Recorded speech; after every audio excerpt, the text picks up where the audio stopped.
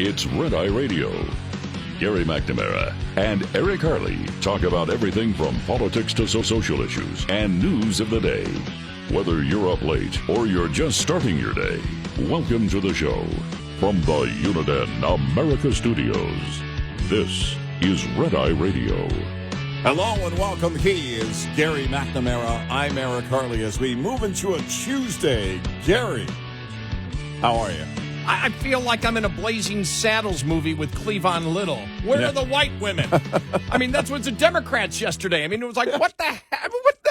It's absolutely the most bizarre thing you could possibly imagine. Yeah. It really is. Yeah, it is crazy. And to hear some of it, because part of it is the explanation, because they needed to explain why they are segregating. By the way, you and I have just pondered on identity politics, and this is a beautiful time. Republicans, would you please listen to pound on the Democrats on identity politics? Listen to this, though. You ready for this? All Here right. we go. All right. The reason why they had white women for Kamala and then white dudes. And they had, what's his name on? Jeff, what's his name from the actor? He was on that one. White dudes for Kamala. Yeah. Was it Jeff Goldblum? No. Bridges. Jeff Bridges. Jeff Okay. Bridges. All right. Yes. Jeff Bridges. All right. It was just, I didn't see I mean, that. all All this right. stuff is absolutely cringeworthy. And it's interesting because this is the whole the thing of them the attempting to tag J.D. Vance as weird. And before we go any further, you know what I thought they were going to do with that? What I thought they were going to do is when they came out and said J.D. Vance is weird, and then if you looked at it, the media just pounded on it. They got their talking points. I think, what was it, MSNBC or CNN? Somebody was saying it was said 150 times in one day that J.D. Vance is weird, and they hope it will stick. And I was, what was my point? I had a really good point. Really good point. Oh, yeah. What they hoped was, I thought this was going to happen, that Republicans would attack you. What do you mean weird? And they would show all the insanity of the radical transgender movement and everything going on there. And then the Democrats would come back and say, you're transphobic. Yeah. You're anti-LGBTQ. Yeah. They didn't do that. No, They didn't do that yesterday. I was expecting that was going to happen. I do think they might get away with it for a while because, J.D. Vance cackles a lot and laughs at inappropriate. Oh, wait, no, that's Kamala. Oh, it's bizarre. But let's play this here from one of the white women for Kamala. Here we go. All right. Spaghetti-O. It seems like we've had a little misunderstanding. Sounds like some of you have some silly goose thoughts about race-segregated political meetings. Catch a bubble. We do have special meetings for white women and white men. These people are gathering because they don't want to, does anybody know, because they don't want to be around people of other races? No, that is a super sad choice of how to characterize that. They're gathering together because they don't want Republicans elected. We have to fight white supremacy, friends, by joining white-only groups of friends. I know that sounds ironic, but if we put our listening ears on, we can learn about racism for the right reason. And let's get more from the actual meeting. Here we go. The white women for Kamala. Ariel Fodor, affectionately known as Mrs. Frazzle to her combined audience of over 1.5 million followers, is here to help gentle parent us through this election. Thank you. Hi, everybody. I am so honored to speak today. I am shaking to just be among such incredible company. We are here because, as if you were here earlier, you've heard BIPOC women have tapped us in as white women to step up, listen, and get involved this election season. This is a really important time, and we all need to use our voices and influence for the greater good. No matter who you are all influencers in some way. So tonight, I'm going to share some do's and don'ts for getting involved in politics online and navigating the toxicity that comes with it. And spoiler alert, as much as the toxicity can come from the outside, it can come from us too. So first, don't isolate yourself. We can do our best work when we're in community together like we are tonight, because the toxic feels smaller when we support each other. But don't make it about yourself. As white women, we need to use our privilege to make positive changes. If you find yourself talking over or speaking for BIPOC individuals, or God forbid, correcting them, just take a beat. And instead, we can put our listening ears on. So do learn from and amplify the voices of those who have been historically marginalized, and use the privilege you have in order to push for systemic change. Now, first off, the racism that comes out of that, I mean, the racism that if you're somebody who is a black individual, that you can never be challenged. Yeah. I mean, that's a white woman basically saying that black people don't have the ability to defend the point that they stand for. I mean, the outright racism and bigotry, but we're going to soft sell it in a very, very sweet childlike voice and everything else and tell you how we justify racism. You bunch of bigots and racists. And why do I feel like I was just woman-splained? What is this? God. What is this training course that I missed? Right. What is this? Oh, my. Seriously. And also, it's as you point out, it's racist, but it's also, okay, we know all of you are too stupid, so we're going to give you lessons. Right. Lessons on how to be on social media that most of you have been doing all of your adult life. No, that's true. We've talked about this before. Democrats believe that the people that vote for them are complete idiots and morons. And there's another example right there. You know, it's what we've said about The View. By the way, I don't know any women like these women. No, The women that I know are not like this. And that's why we've said before, The View, for example, gives the absolute worst stereotype of women, completely wrong stereotype of women, of complete emotional idiots who never check their facts, right. Think about this. What other show has to have lawyers on standby consistently because of the emotional outbursts of those brains, because there's nothing to do with being a woman.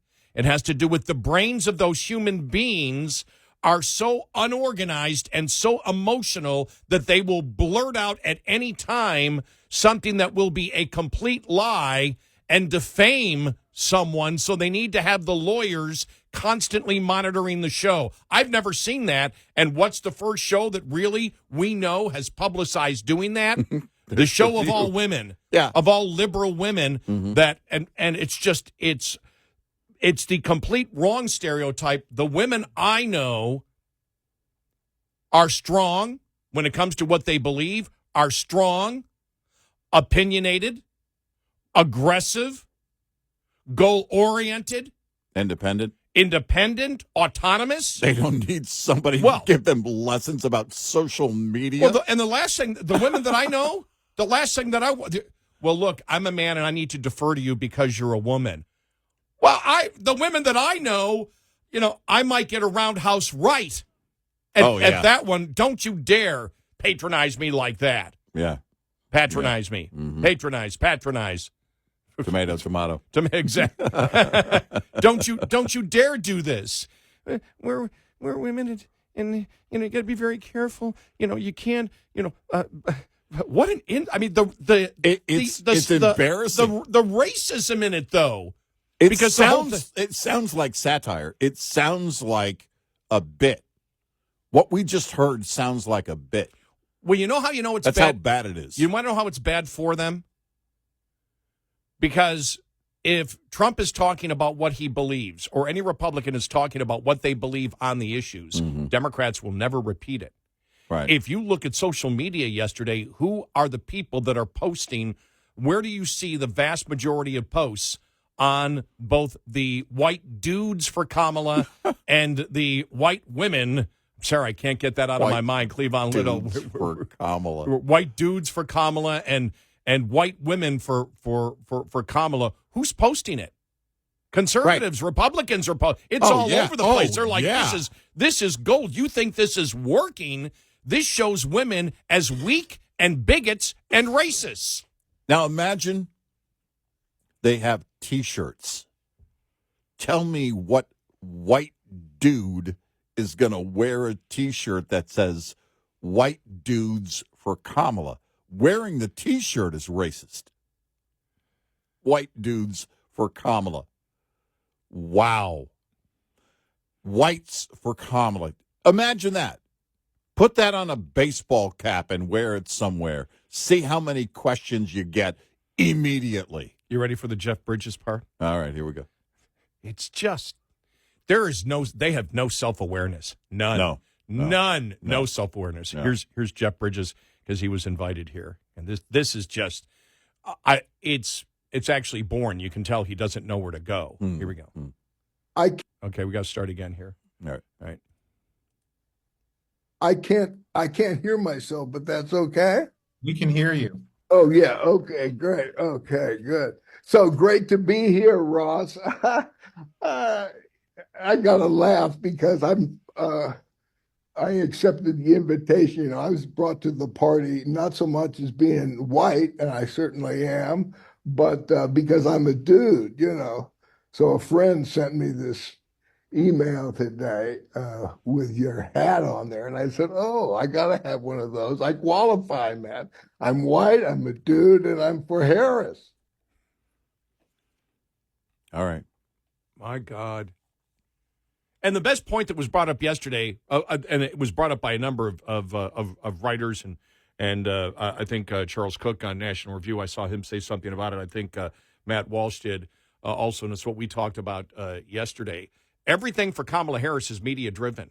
It's not that she has come out there with a dynamic plan of There's what no to do. grassroots. There's no grassroots calling for her. Right. There's no grassroots based on the fact that she has come out and done something spectacular. This is all media driven. Right. She's still the exact same person. Now, I love the Wall Street Journal, on her flip-flop because she's starting the flip-flops now. Yeah. The flip-flop on fracking, they go, well, it doesn't matter whether she's for fracking. Yeah, right. Biden's saying the same thing. I'm for fracking, but regulation will kill it. Right.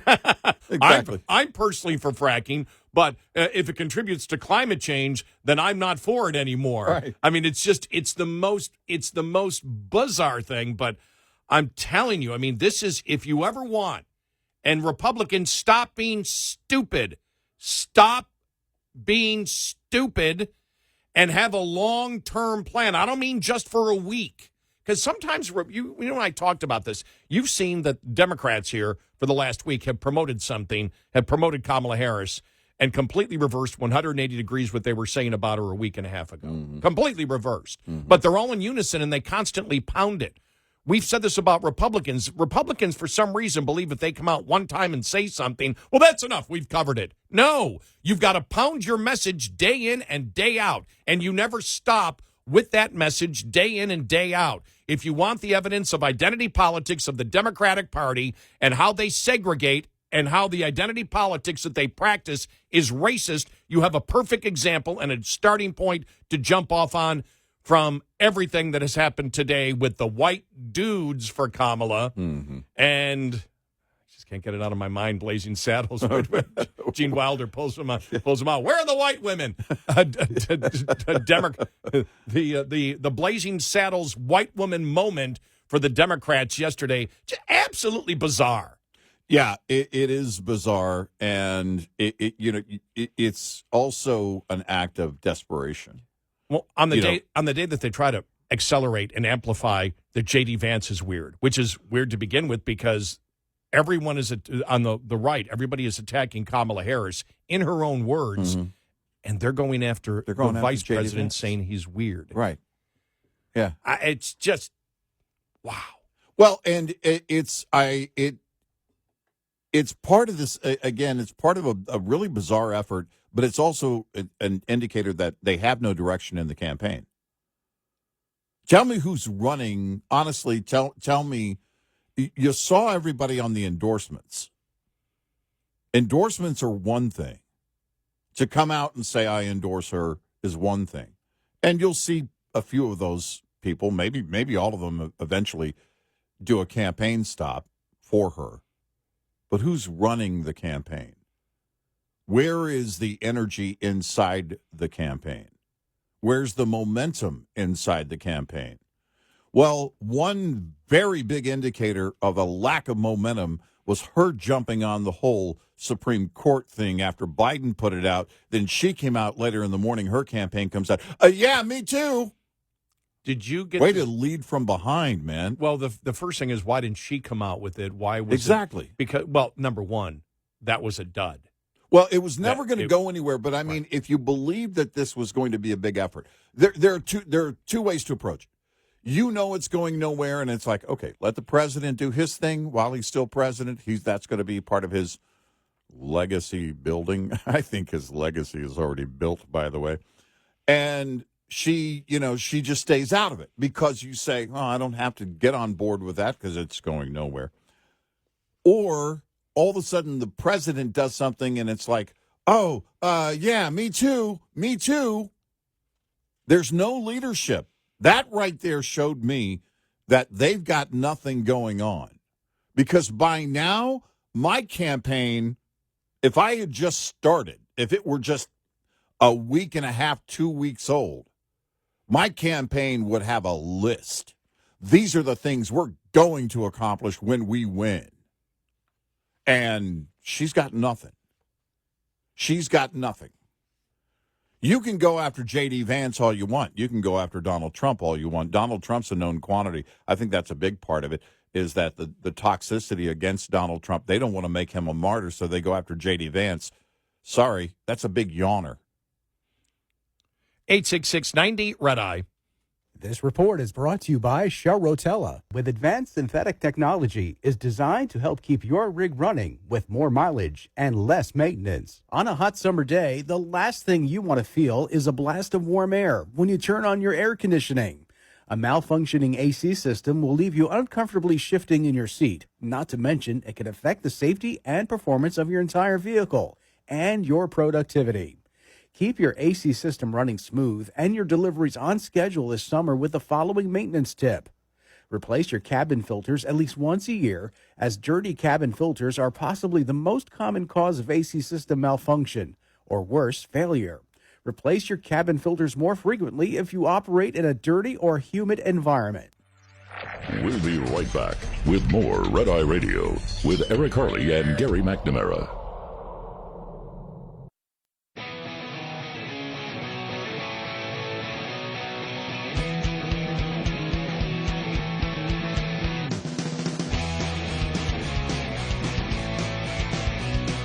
It's Red Eye Radio. He's Eric Harley, and I'm Gary McNamara. Let's play some more of the white dudes for Harris, okay? Ready for this? Here we go. All right. But here I am. Also, quick observation. They have Kid Rock, Kevin Sorbo, and a dolphin aficionado. And we have the Hulk, Samwise Gamgee, Luke Skywalker, and Mayor Pete just on this Zoom. That's pretty damn cool. Is it? Is it? He said later on the night of 2016, I wept. We had our chance for a female president. We'll get more of that coming up because it's just bizarre. Yeah. No, it's honestly, they're showing exactly who they are as individuals. They're showing how they think. And I couldn't be happier with that. Keep talking. You got zero self-awareness, and I guess you don't care. Or you have complete self-awareness and you think this is how you win. Yeah. You think this is how you get through to people. You think this is how we got here. Wow. It's just fascinating to watch.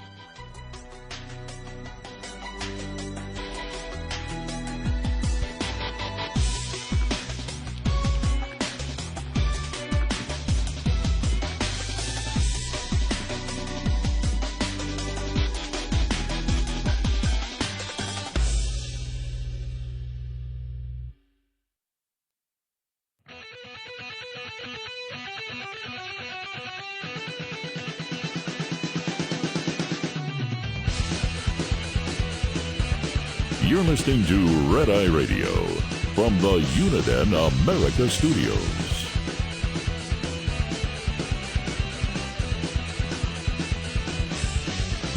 It's Run Night Radio. He is Eric Harley, and I'm Gary McNamara. Okay, this is Scott Jennings on CNN. All right. About the entire weird thing for J.D. Vance. All right, here we go. Okay, so they've got the talking point, Scott. They've got it. And then you chuckle, but, it's the kind of word that if it sticks in people's minds can make whoever you're talking about look kind of silly and small. Are you worried about it? No, because I think any Republican would say, I think the Democrats are weird. I mean, I think it's weird that Kamala Harris is in the process right now of trying to repudiate every single position she ever took when she ran for president. I think it's weird that they're currently engaged in massive racial segregation of all their supporters. I mean, you could go on and on and on about all the weird things that Kamala Harris is doing, all the weird things she's done. I think it's weird of these phrases she uses in her speeches all the time. So I don't think the campaign is going to be fought on who's more weird, who's seen as more weird. I think it's going to be fought on one thing, and it's going to be on who can do the best job as president. In the Wall Street Journal poll this week, Donald Trump had a 51% job approval. The Biden-Harris ticket is still down in the mid-30s. It's going to be fought on cost of living. It's going to be fought on immigration and who can make my life better. These semantics about weird and that's not the issue for swing voters. It's why is my life so expensive and why is my community unsafe and overrun with illegal immigration? Yep. Yep. It really is, and I think those two things, the cost of living, the inflation, and also the border. Those are things again every day that people are dealing with. That's the reality every single day. When was it? When did they start the kitchen table issues? That was that 2008, 2012? Oh no! When was that? That was Clinton, wasn't it? Was it? And I can't remember. Remember Hillary or Bill? No. Wait a minute. Where was the? I remember in the kid was. Gosh, man! Now you just bring it. You bring something up because didn't Republicans attack with another kitchen table ad? I thought Republicans attacked with one. Yeah, I don't know. I don't remember. One was on health care when they were sitting on the porch. Yeah, which is where everyone's kitchen table is. But the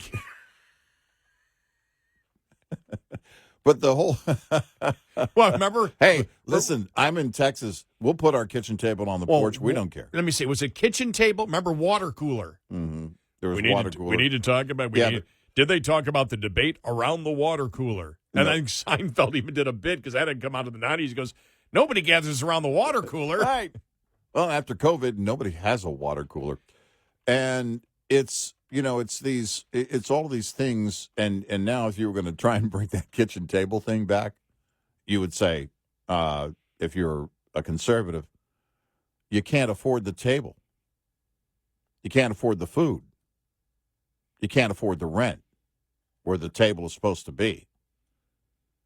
All of these things are broken and need to be fixed. Okay, popularized amid heated debates around health care reform in the 1990s. That's where it started, the kitchen table. But it really heated up. You and I were talking about it one time. We made a big deal about it. I think it was 2008 or 2012, somewhere in there, where they just wouldn't stop saying it.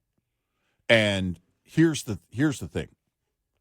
That whole thing, the idea of that comment or that phrase is what people are concerned about every day. Well, you don't have to go home and sit around the kitchen table and mom and dad discuss it anymore. It's ever present. It's long before you get out of your car, let alone get to the kitchen table. You can't, in fact, you used to be able to afford to, in bad times, you would go, and this is what's interesting because we saw the McDonald's report yesterday as we thought it would happen. They issued their second quarter earnings, and it shows that people are slowing down on spending on cheap fast food. The dollar menu used to be the go-to during the bad times. It was like, okay, we'll stop here. We'll, whatever it was, McDonald's, Taco Bell, whatever. Dollar menu was, well, they don't have the dollar menu anymore. They have cheaper items. The dollar menu is gone. The value menu is all but gone. What they call a value isn't a value anymore. And By the way, the restaurant owners are all dealing with the same thing. Everybody's dealing with the same thing. It's the cost of everything. They have to go shopping to buy everything that it takes to put a burger together, even what we would call a cheap burger. It's no longer cheap. And all of these things that add up very, very quickly. And people are scrambling because now Wall Street Journal had the story. It was a hot job market, and it was one of the hottest in a generation, and it's over, at least for now. So then what choice do you have? Because you're looking to better your life, and it's like, okay, I'll get a second job. Well, a lot of people have done that. Then what do? You have no more time in the day. Now the kids are about to start school again. And you've got to get, for parents, school is just like Christmas. You get hit with, okay, got to buy them all new clothes. You got to buy them everything they need for school. There are expenses that go along with that, and you can't get around that. Your kids got to go to school. And it's maddening, and there is no answer. Now we see credit card debt, personal debt, well over $1 trillion collectively, and the delinquencies on those accounts is growing every single day. People are underwater. They're looking for an answer. Who is going to come in and improve this situation? And if you think it's Kamala, you're wrong. Well, when you talk about weird, it's like, okay, let's talk about weird and answering a question, all right? And this is Kamala Harris on inflation, okay? Yeah, Here we go. yeah. Ma'am, the U.S. is experiencing record inflation, the worst in 30 years, way beyond expectations. OPEC didn't increase oil production. Can you tell us a little bit about how you would prevent the new spending and your Build Back Better agenda from exacerbating the problem? And also, what else are you going to do to fix this problem with inflation? All right, thank you. Well, let's start with this. Prices have gone. By the way, she didn't know where to go. No, she looks in the video. She looks completely. lost. I had to stop for just a second. I mean, interrupt, but it's very important because if you're looking at the video, she's looking like I have no idea how to answer this question. I'm telling you, this is me. The first for when I was forced to do talk radio 35 years ago and had no idea, and some people would call up and ask questions. You're like, how do I get through this? Here we go. And families and individuals are dealing with the realities of that bread costs more, that gas costs more. And we have to understand what that means. That's about the cost of living going up.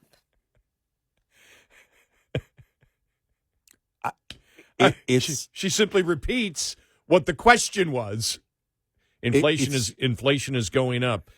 Prices are way up there. Gasoline is going up on price. We have to think about what this means. How would you solve the problem? Well, food is going up. Prices are going up. And we have to know what that means. It means the cost of living is going up. Yeah, that was the damn question I just asked you. It's so horrible. It's worse than explaining a joke, I mean, it really is. And it's indicative of the fact that she doesn't have the answers, and the answer is this. The only way to get the spending power for the American people back is to expand the wealth of all of them. Wealth expansion is something we have done better than any other nation. We're very good at it.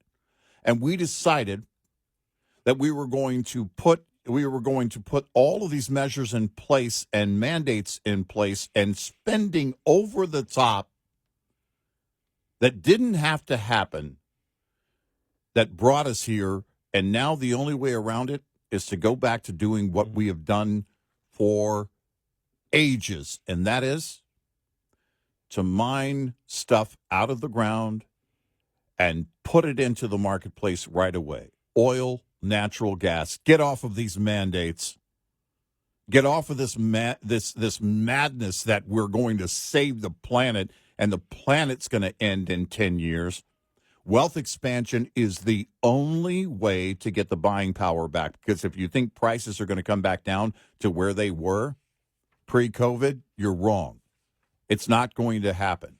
If it does, it's for the wrong reason. It will mean not a recession, but a depression, because we've never seen that kind of deflation ever except during the Great Depression, and we're not looking for that to happen.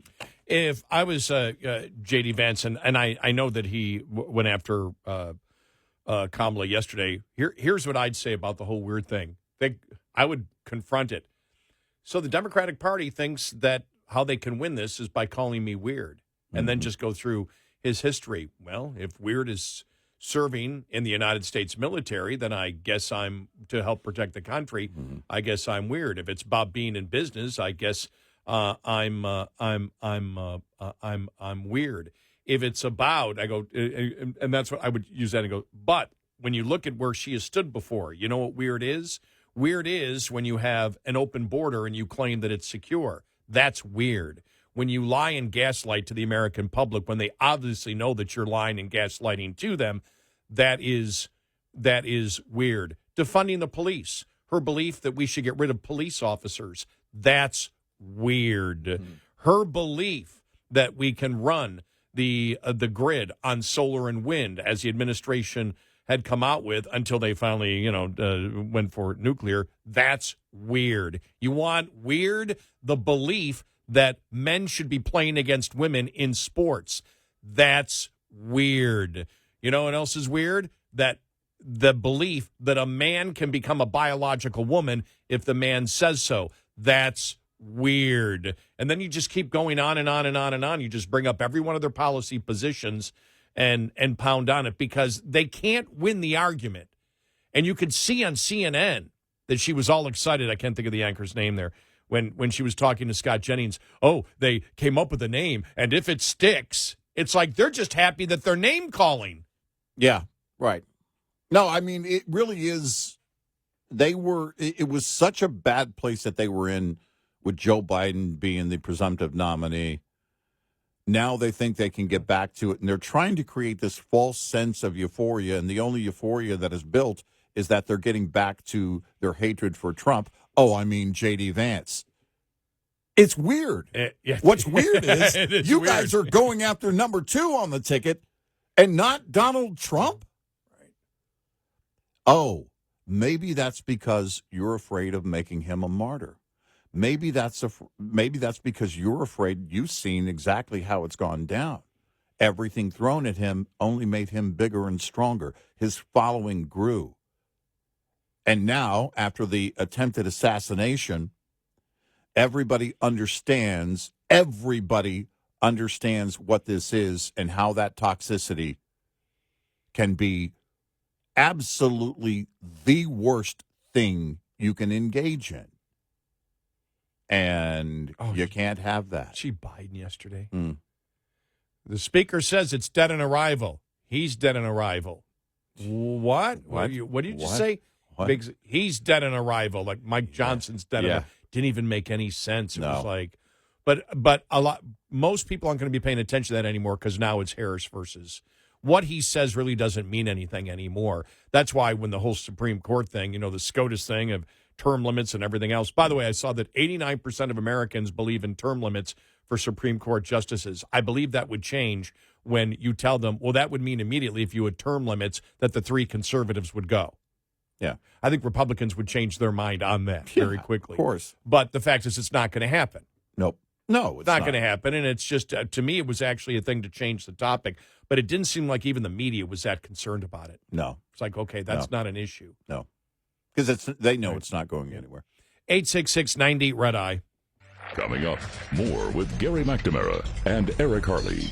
It's Red Eye Radio.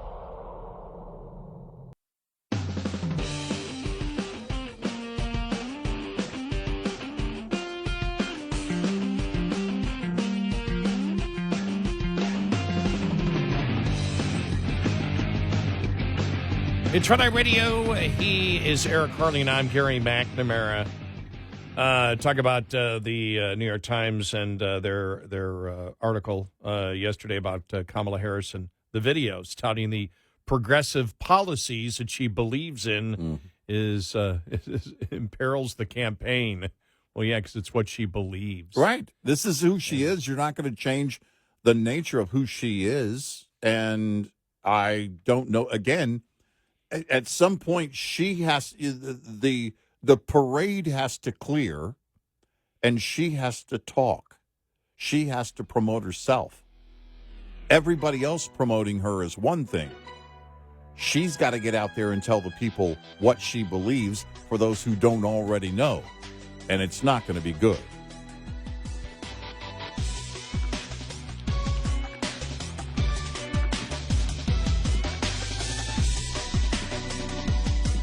Top of the Hour News is brought to you by House Products.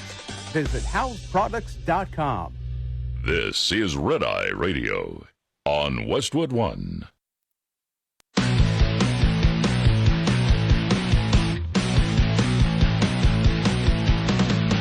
Now, it's Red Eye Radio. Gary McNamara and Eric Harley talk about everything from politics to social issues and news of the day. Whether you're up late or you're just starting your day, welcome to the show. From the Uniden America Studios, this is Red Eye Radio. All across America and around the planet, we are Red Eye Radio. He is Eric Harley, and I'm Gary McNamara. Hi. Good morning. Welcome. Thank you for being here this morning. Thank you. Just reading here, the New York Times reports that Vice President Harris's advocacy for far-left policies on the 2019 campaign trail could imperil her 2024 bid for the Oval Office. You think? The New York Times has figured out that where a politician stands on the issue and has stood on the issues that is extremely unpopular with the American electorate could affect her ability to win. Wow. It's I guess it's a slow learning process there at the Times, but okay. As Times reporter Reed Epstein noted Monday, several videos and policy visions that Harris, who has been an elected official since 2004, espoused in her last bid for the presidency, have come back to haunt her. For example, the pro-Trump super PAC Make America Great Again has wasted no time hammering Harris. Shortly after Biden bowed out of the race on July 21st, the group put out an ad highlighting that Harris shares Biden's legacy as his vice president. It also unleashed an ad going through her record, espousing her as dangerously liberal. Yeah. More ads are in the work, with tens of millions of dollars of airtime booked through Labor Day in swing states. Pennsylvania Republican Dave McCormick, we play these ads, by the way, just so people know, so you could hear him. Pennsylvania Republican David McCormick's Senate campaign released an ad espousing Harris's record and viewpoints while tying her to his opponent, Bob Casey. The video recounts her view that illegal immigration should be decriminalized while also underscoring her vision to ban fracking, among many other far-left stances she has held. Her campaign says that she had an about-face on fracking on Friday and that she was not for a fracking ban. By the way, don't stop playing it because she's actually against fracking. She's lying to you. Yeah. Who just came forward and said they're going to support, just in the last 24 hours, they're going to support it because of climate change? Well, what about fracking? She's going to try to play both sides? Because, as the Wall Street Journal brought up, they went, wait a minute, okay, you can be, Biden was doing that. Well, no, I'm for fracking, but the regulations need to go in place to keep natural gas from going on the market. Right. It's like, this is the crap that they do. Exactly. Oh, we'll let you make it. We just won't let you sell it. GOP strategist Brad Todd, who is working with the Pennsylvania Republicans campaign, told the Times that Harris's archive is deep. We will run out of time before we run out of video clips of Kamala Harris saying wacko California liberal things. I'm just not sure that the rest of this campaign includes much besides that, Todd emphasized. As we said, it shouldn't. Right. Look, there again, you can't go in and reinvent her. This parade that they have where everybody is clapping for her and supporting her, well, now remove all of that. Remove all the chatter, this fake enthusiasm, and get down to the candidate and what she believes. As the Times noted, Harris did not leave a shortage of material for Republicans during her White House bid in the 2020 cycle. She said then that she opposed fracking, would think about abolishing ICE, called for the idea of adding more police officers, wrong-headed thinking, entertained the idea of allowing felons to vote, and she supported a mandatory buyback program for some guns and called for the elimination of private health insurance. A central part of the left's efforts to broaden Harris's appeal to swing voters includes embracing her record as a prosecutor to brand her as a law and order Democrat. Harris's 2020 campaign screeched to a halt even before the Iowa caucuses amid internal turmoil and a cold relationship with her campaign manager, as the Times noted at the time. One former Harris aide told the Times in 2019, "You can't run the country if you can't run your campaign." Kamala Harris allows GOP campaigns to talk to voters with surgical precision about how she would make their lives worse with her dangerous San Francisco liberal policies. National Republican Congressional Committee Press Secretary Will Reinhardt told Breitbart News Harris's 2019 primary campaign for president is a Republican ad maker's dream and a swing district Democrat's nightmare. There you go. And, and it is. And, and even, the stupid things that they do, like the white dudes for Kamala, the white women for Kamala. You saw the ad. What was it? Camelot? We're going back to Kennedy's, except this time it's Camelot. But this is, they really don't talk a lot of issues. They just sort of moan and whine and complain. Listen to this guy that was on the White Dudes for Harris. He's talking about something about a relative, I guess it's a sibling, who had a drug problem. And then it's almost as if they don't know what to say. They haven't organized their thoughts. It's just, let's have a guy session where guys can talk. That's what we're doing here. Yeah. This is welcome to Sensitive Men Talk. I'm Gary McNamara along with Eric Harley. Eric, how are you feeling today? Anti-sensitive. Are you? Yeah. It's all crap. I worry about you. Yeah. It's funny because I don't. Are you going to bring out your feminine side? I don't think I have one. Can we know? Can you tell us what keeps you up late at night? Yeah, thinking about why anybody would watch The View. My job. Also, getting paid. Do you like our rap sessions that we have here? Boy, that's a word from the early 70s. Yeah, I don't know anything about rap. Oh, what was that? I can still remember. I can't remember. There was a show in the early 70s, and it was about a family. It wasn't family, but Henry Fonda was the father. And it was a TV show or it was movie? it was a TV show. Oh. Yeah, Henry Fonda was the father, and I think it was to his daughter one day said, "Look, can we rap?" And I can still remember I would have been probably 16, 17 years old. I burst out laughing, going, "Shut up." That was a horrible line. Nobody's using that word. Right. Well, no older guy is going to his daughter going, the older father, "Let's rap." I'll never forget that. I was like, oh, my gosh. But here it is, and this is both part of the White Dudes for Harris. Here you go. Called and agreed to accept help. And so we found a good program for him to go through. He did it, 90 days. It was awesome. But like families feel when someone goes through that, there's uncertainty about whether or not they'll relapse, about what's going to happen with their life, you know?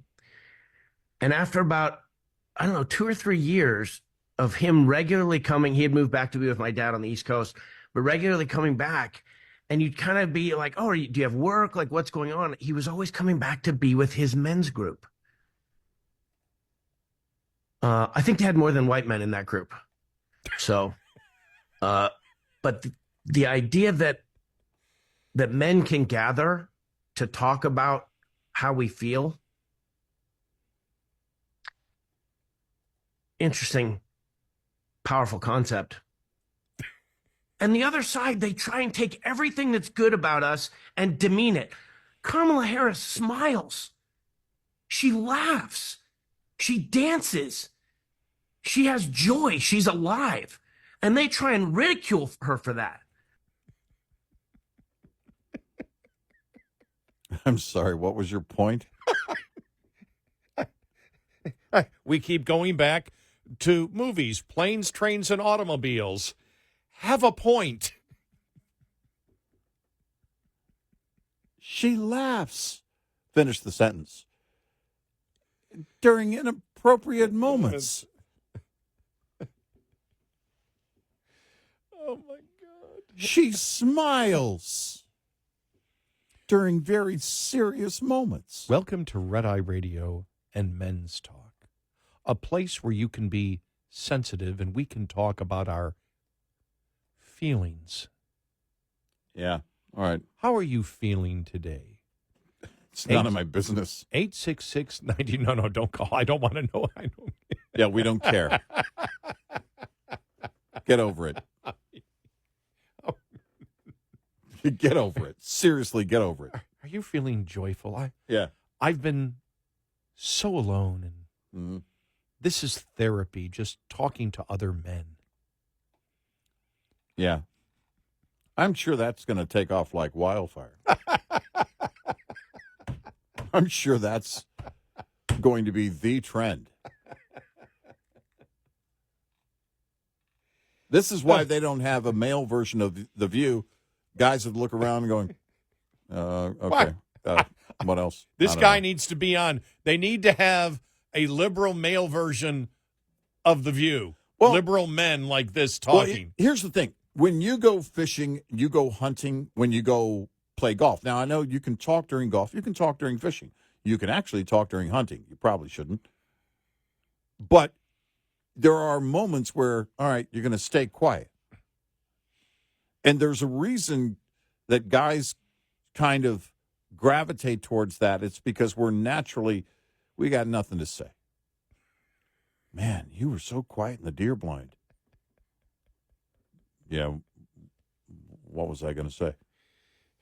I got nothing to say. Hey, by the way, isn't the best meme the one where the couple is laying in bed and the woman, she says, he must be thinking about other women. And then the guy's like, well, what kind of shotgun should I bring tomorrow? Yeah, my wife and I have been together 35 years now and married for most of that.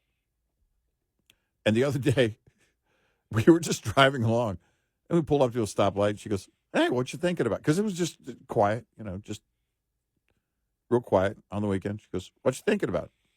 I said, nothing. And it's the truth. Ladies, if we go, nothing, trust us. There's nothing going on. There's zero going on in the brain. Or if you remember the first episode of Married with Children, I love Steve when they're looking at you and you're looking at them and they're looking at you and they ask, so what are you thinking? And all I can think of is if I wanted you to know, I'd be talking. If I'm thinking about something, you'll know it. Oh, my gosh. Oh, jeez. I mean, it's just, it's actually, they don't even know that this works against them with the average, the average person. I mean, him talking about, and they make fun. She smiles, she dances, she laughs. And I'm sorry, what were the qualifications in terms of her being president? She runs for president. I could give a damn whether she smiles, dances, or laughs. I want to know what her policy positions are that will benefit our society and benefit individual freedoms. Right. That's what I care about. Yeah. I'm sorry. Are we putting together a list of who we're going to invite to a cocktail party or people we want to be president? Is this a Dancing with the Stars interview here or what? God. It really sounds like they're going over the invite list for a cocktail party. Well, listen, honey, she laughs. She smiles. She dances.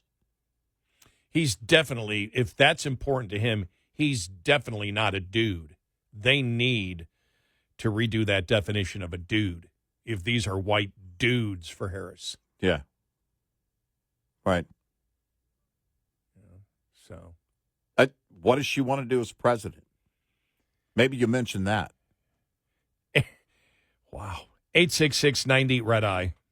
Brought to you by FPPF, Fuel Power Max. It's a common road rumor that it's impossible for one-truck owner-operators and even carriers with just 2 or 3 trucks to get freight direct from the source, the shipper. Yet, hard-won experience from untold numbers of owner-operators with authority disproves the notion. Search your home base area and, later, frequent freight destinations to find all the manufacturers, distributors, and other shippers in the area. Once you get that list, ask yourself if those companies know who you are and what you do. If not, you're leaving opportunities on the table. Strive to own your backyard, to build a solid foundation for the business. For many a small fleet, it's the loads outbound from home that are the bread and butter. But you can take that same approach to the destination area, identifying shippers there and getting on the phone to make sure they know who you are and what you do. Owner-Operator Business 101 is provided by Overdrive's Partners in Business program. Go to overdriveonline.com to the Partners in Business section of the website for more detail on this and many other topics. Brought to you by Shell Rotella. With advanced synthetic technology is designed to help keep your rig running with more mileage and less maintenance. Lines open for your calls. 866-90-RED-EYE on Red Eye Radio.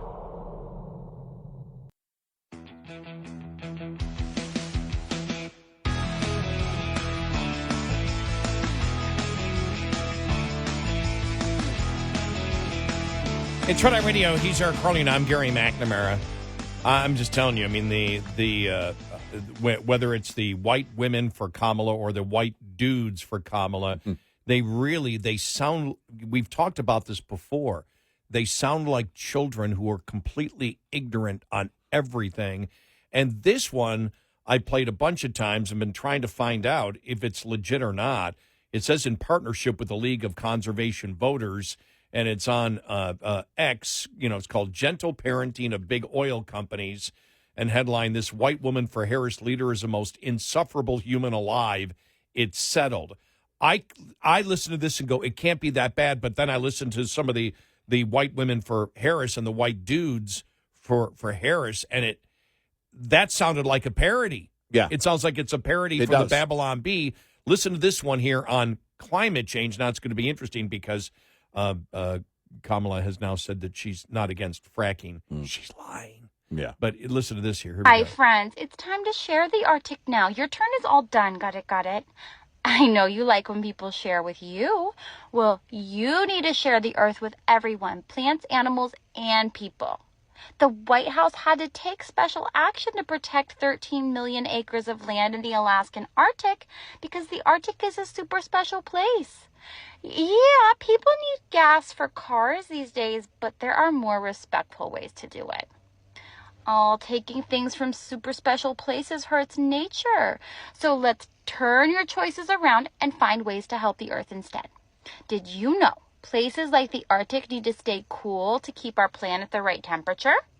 When you protect places like the Arctic, you are helping keep the earth cool. And touch your listening ears. Because you made sad choices, now you need to stay in your area. And these 13 million acres of protected land over here, are not for you anymore. Does that make sense? Okay? Okay. But that's Kamala right there. Okay. If someone said that to me in that tone, exactly the way she just said it, I would say, give me your car keys. You shouldn't drive. You sound drunk.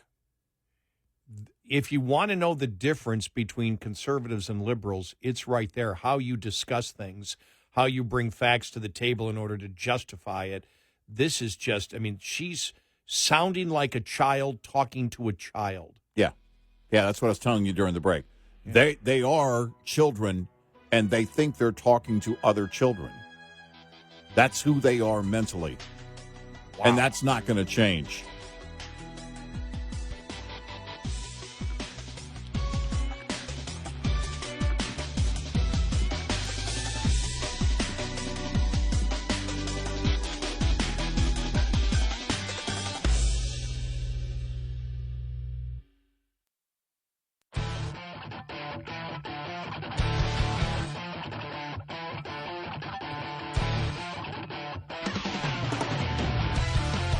The show that never stops. Red Eye Radio. And he is Eric Harley, and I'm Gary McNamara. Welcome and good morning. Thanks for being here. Download our Red Eye Radio app today, and you can listen when and where you choose. Just reading here, this was from Michael Schellenberger 2 days ago. All right. Michael Schellenberger, for people that may not know, is a lifelong Democrat who was part of the Twitter files and now just rejects so much of liberalism. But he wrote here, I thought this was a joke at first, but it's not. Kamala Harris's campaign is segregating its volunteers by race. These are people who spent decades smearing their opponents as racist. Why do people tolerate this degrading treatment? And it shows on one hand, more than 160,000 people joined White Women for Kamala Harris Zoom call. And then they have he has a tweet from, let me just get it right, from Matt Stoller, who is a conservative.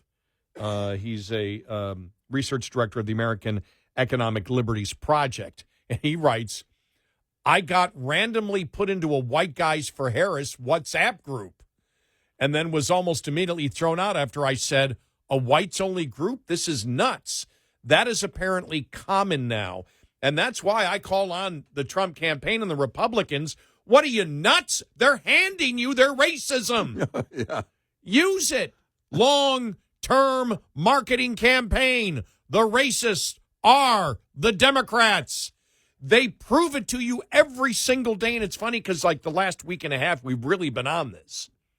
That you need to take this identity politics and the racism of the Democrats that is so crystal clear that they promote bluntly, as they did yesterday and the day before, that they're absolute racists. And it's just, when you had the one woman come out and say that, women, if somebody of color says something, you can't respond. Mm-hmm. You need to shut up. Mm-hmm. I mean, that is so degrading to blacks, that blacks don't have the ability to defend themselves on the issues. And just because you have a difference of skin color, that means you should not have vibrant debate on any issue. That is amazingly racist, and it's blunt racism coming from White Women for Harris. I mean, it's so incredibly blunt, and they're out there in public with it. And as we said, well, how can somebody say that? How could you sit there and say, well, wait a minute, I'm gonna debate with anybody. I don't care. I respect you. Well, I'll tell you, in how I live my life, I'll never forget one time. There was a guy I know, and was owned a restaurant. I've told the story on the air. And he was liberal. This goes back a long time ago. And I used to go in there with my golfing buddies all the time. And he came up to our table. It was after a golf round. And he came up to our table and he started talking. and I can't remember what the topic was, but he had no clue as to what he was talking about. I said, "No, you're wrong." And I found out you're not supposed to ever tell this guy he's wrong. And so, by the way, very nice guy. But I said, "You're wrong. You don't know what you're, talking about on this particular issue." Well, whatever. I mean, went on, and then I had to go because I had to go home, go to sleep. I was golfing on a rare weekday, and he, owned the restaurant and told everybody, "Well, you can tell him he's not welcome here anymore. That I'm not welcome." And I'm like, what in the world? What in the world is this? Okay, fine. And so I waited about 2 weeks and I went back in, and I belonged to a golf club one time, and it's when I played my best golf. And I quit after about 6 years because I had moved and it was too far away, and I was getting sick of golf. I was playing too much golf. When you join a club and you pay dues, you feel like you always have to play. And I couldn't get any better than really a 7 handicap for a couple of months, and I was like, I had the rage of a serial killer directed at myself because I couldn't hit a ball with the stick. So I left, and he was a member of that golf course. And when they asked me, I said, well, and I remember I said, I've got contract time coming up, and, I'm not sure if I'm going to, I'm not sure what the money thing is going to be. Well, it got back to him that I was laid off. Well, every time I was in the restaurant, he bought me something. If I bought lunch, he bought it for me. He thought I was laid off the whole time. And then one time I was finished playing golf, and I pulled into the parking lot of the restaurant. I didn't know he saw me, but I had an orange vest on, golf vest on, and there were a bunch of construction workers up there with orange vests. And he went to a buddy of mine and said, "Oh, I didn't know. Gary's really in tough times, isn't he? I saw him on the construction crew there on the street." It's like, what the hell are you talking about? It's like, this guy was he was under the impression for like a year. And I just went in and I told him, I go, "Look, I just said, look, you can do whatever you want." I said, "But I just let you know that you were good to me when you thought mistakenly that I was down in the dumps." And I said, "I just want to let you know that and if you don't want me to ever come in, I won't ever come in again. That's fine." And I said, "But understand how I think. If I didn't respect you, I would never debate you. I would ignore you and turn around and walk away. I debate you because I respect, maybe I don't agree with your politics, but I respect you as a person. Therefore, I feel free to tell you what I believe. These people that say we can't talk to somebody because of their skin color, to me, they show no respect towards those people. Well, for whatever reason, whether it's your skin color, whatever. But when you get down to it, why would you ever say, well, no, don't ever. If there's a black person and they're saying something, you shut up and you don't argue with them. It's because you're a racist. That's white guilt. That's people that have racist feelings and are guilty about it. And you and I have talked about this a lot, that we finally came to the conclusion that's why they talk about having privilege and that they cannot, is because they feel guilty because that's how they judge people. They're racists. They judge people by groups and not individuals. Because if you truly judge a person as an individual, you look at them with the content of their character. You look at them at the substance of their arguments. And if you disagree with them, if you respect them, you debate them. Yeah. Right. And you don't have a problem having a conversation if you are being honest. Right. Exactly. And this is the problem that the left has. When you try and create something that isn't real, something that comes from, I don't know, lack of conviction, wherever it comes from, then it's not honest. So what you have to do is you have to create all of these barriers, all of these thresholds, all of these,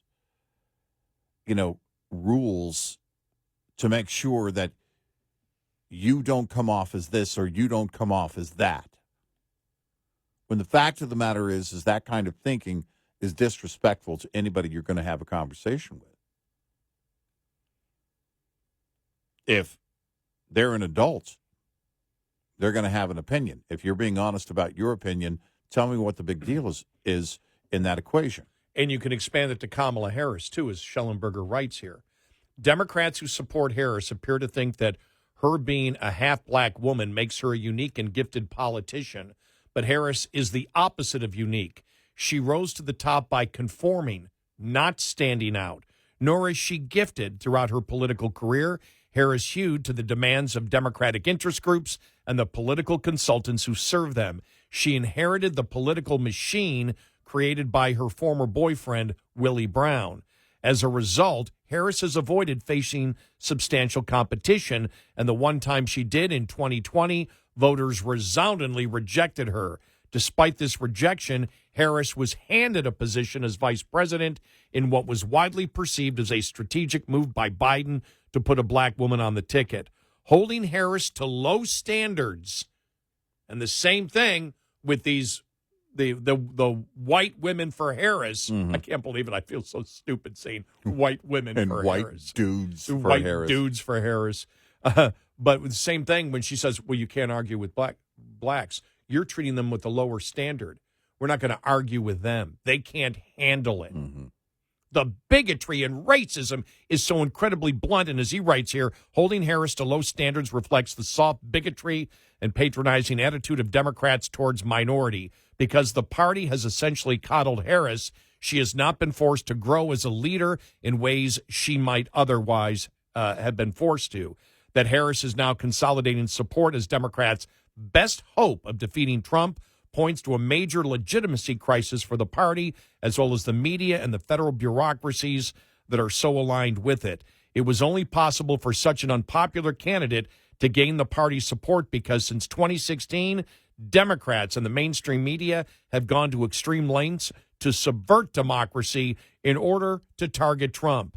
These lengths have included the Russia collusion disinformation campaign, mass censorship of political speech, attempts to criminalize political opposition, and an effort to prevent Trump from running for office again.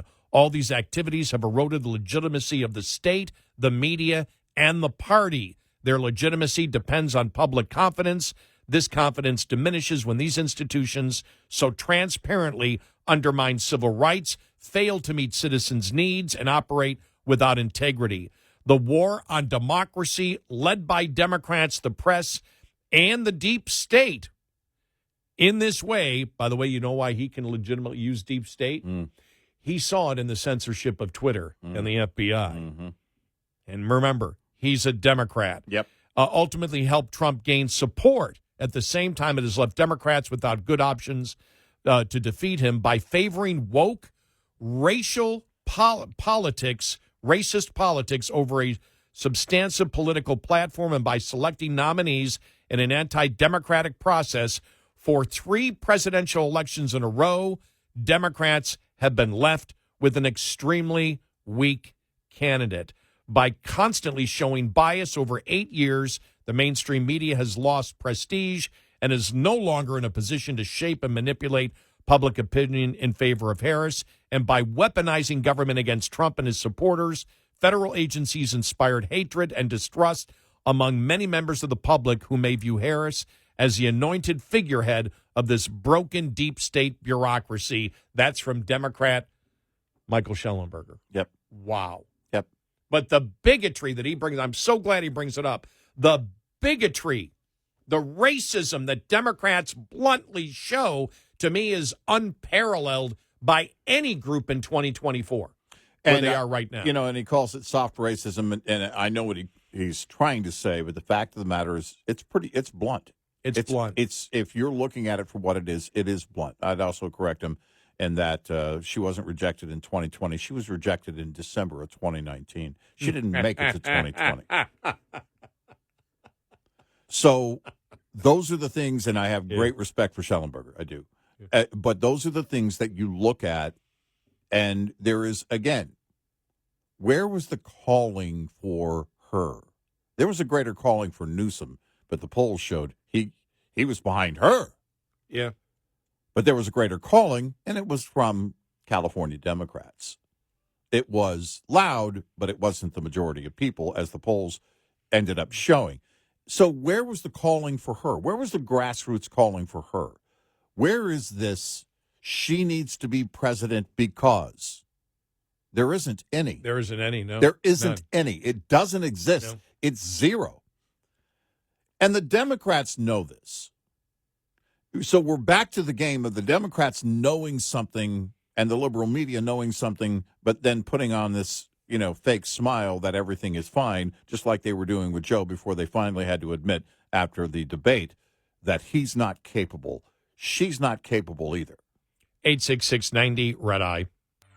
Get in touch with Red Eye Radio, toll free at 866-90-RED-EYE.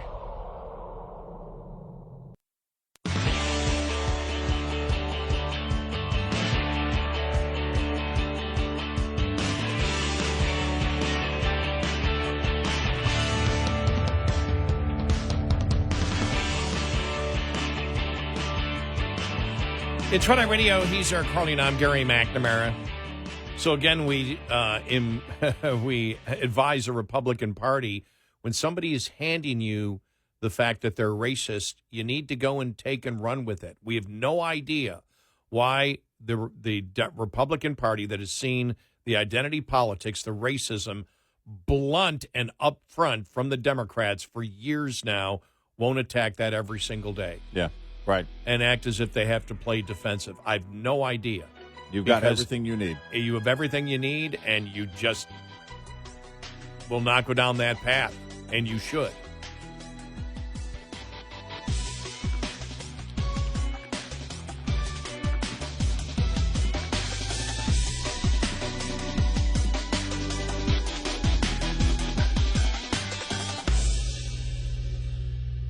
This is Red Eye Radio on Westwood One.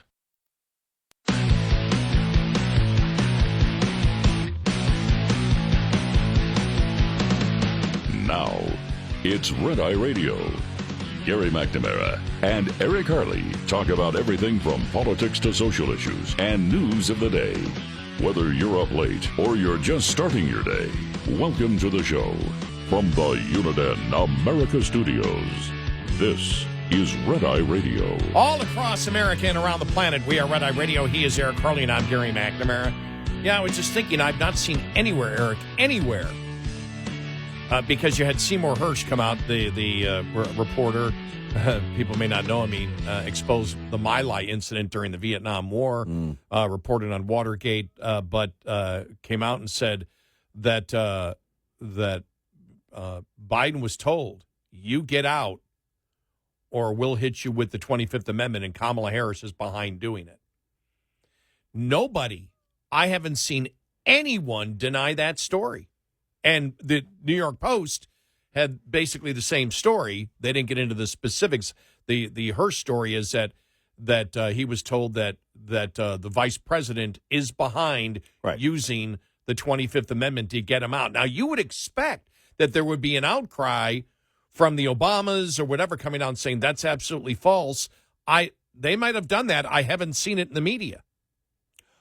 And you would think that it would be reported in the media because that would be damaging to the Kamala Harris campaign.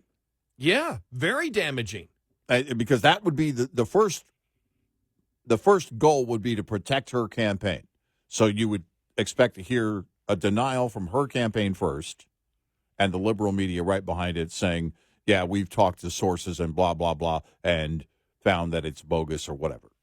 And then you would get quotes from anybody else in the, close circle surrounding Biden. But I haven't seen that. And like you said, maybe it happened, but it hasn't been reported. It's hard to imagine that it's happened and it didn't rise to the top. That would be a top story. Yeah. That the Harris campaign, Biden, the Obamas, everybody involved in going to him and saying you need to get out. that they would all, in unison, probably write a letter and say none of this ever happened. Right. That's just strange because we still don't know. Think about this. Nobody has any idea why the president pulled out of the race. Right. He's never said why he pulled out. Right.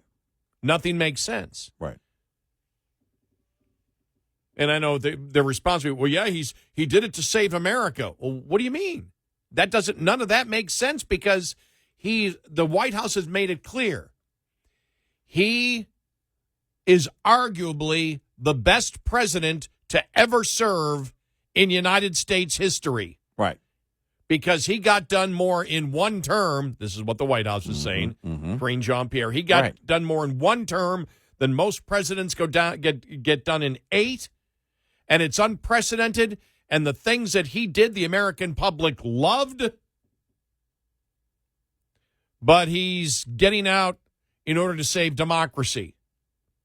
Well, why? Is he is he in the way of democracy? Why is he getting out to save democracy? Is he the problem? Is Biden what is the reason that Biden is getting out? And then they were asked, well, is he getting out because of any medical? No, he has the energy, the stamina. He's not sick at all. He could easily serve another 4 terms. Well, then if he's the best president, arguably one of the best presidents in American history, if his energy to stay in, if his legislative accomplishments are so great, why the hell would he be getting out? And, I mean, look, he's so good. In order to get over COVID, he gave it to Eric. Exactly. Wow. I don't, you couple that with a story that first hit Friday. It was circulating again yesterday. That this was the big middle finger to Obama, him immediately endorsing Kamala when he resigned or when he stepped out of the race. And I thought to myself, well, okay, I can see Joe thinking that. And in a way it is, but it's also reality in that you can't leapfrog over Kamala. There was no way around that reality. But if it's Biden's point, if that's true and accurate, I'll show them. I'll endorse her immediately, which will then require everybody else to get in line and endorse her. Because I do see this in the event that she loses in November and he comes back late November and says, yeah, well, I could have won. He'll leave the White House next January if she loses, saying, oh, I would have won. I would have won. You're going to hear that multiple times from Joe Biden. I would have won. I would have beat Trump. I did it once. I would have done it again. He'll say that until his final day. So there's the question. If this is true, if there's anything to this, if it's not true, why aren't we hearing it on the whole 25th Amendment? Well, we heard that his record merited a second term. Yeah. No, that he was energetic. There were no medical problems at all. Right. That Americans loved his policy, legislative-wise, he was great, but it was party unity. Now, there's no reason for me to get out, but I'm going to get out for party unity. Well, what do you mean party unity? What does that mean? Are you saying that the majority of people didn't want you to run because your policies weren't? No. Then what does party unity mean? We're going to leave it at that. We've answered the question. Yeah. No, you haven't answered the question. Are you saying they're too stupid? Your own party is too stupid to see all your accomplishments? Are Democrats, are you that stupid where you haven't seen the incredible accomplishments of Biden and you want him out? Well, here's the thing, is then all of those who were calling for him to get out had to turn around and thank him for getting out by going over all of his accomplishments. Right. It's like they don't even know what they're doing. I mean, it would have been, if they were being intellectually honest about it. I know I'm talking about Democrats, but just bear with me. If they were being intellectually honest about it, it would have been, yeah, good riddance. Thankfully, that's over. Now we can get on with it. Of course you can't say that. And no, I have to wonder about this 25th Amendment thing. And where is the big denial that, no, that didn't happen? Because if this is, and it had to be, we said this when everybody started mentioning it. Look, it's going to have to involve Kamala Harris. It's going to have to involve Capitol Hill. You're not going to get this done. You don't have the numbers. But if the pressure was there that, hey, we'll do it if we have to do it, well, then if it didn't happen the way it's being reported, and again, it's a source story, we don't know, then where are the reports that there's no way? Because the campaign, the Kamala Harris campaign, should be out front and center saying, this did not happen. It is false. Are they afraid that if they come out and say it's false, Joe will do an interview after the election and say it was true? Or say it before the election. Or before the election. You don't know what he's going to do. You have no... Miranda Devine posted a story yesterday. Kamala Harris must still hold Biden's border inflation baggage even if the Dems myth-making machine fires on all cylinders. From Miranda Devine? Is that one? No, that was from late. That was actually day and a half ago. Came out at 10:43. There was one yesterday, and then she made the point in her post when she posted it on X. She posted it yesterday afternoon. Columns up. Kamala Harris's honeymoon is illusionary, and she and Joe Biden are on a collision course. Interesting piece by Miranda Devine in the New York Post. But, and the first thing that the first part of that, of course it is. There is this, whole idea of a honeymoon thing. That's just not happening. But I do wonder about the collision course, too, because I was thinking kind of the same thing. And I was thinking it because her campaign comes out after Biden announces his push for which is going nowhere, the Supreme Court term limits thing and all that. She jumps on that. Her campaign jumped on that. They didn't coordinate. That wasn't coordinated ahead of time. They jumped on it mid-morning. Yeah, us too. Well, if you're doing that as a part of your campaign, you would want to reach out because we knew it was coming down. We knew that was going to be announced by Biden. We've known it for a day or two. It had been widely reported. Why wasn't her campaign working with them ahead of time, with Biden ahead of time, saying, hey, we'd like to come out in support of what you're doing immediately. And so that's the announcement that you're there and you're doing this and we support you.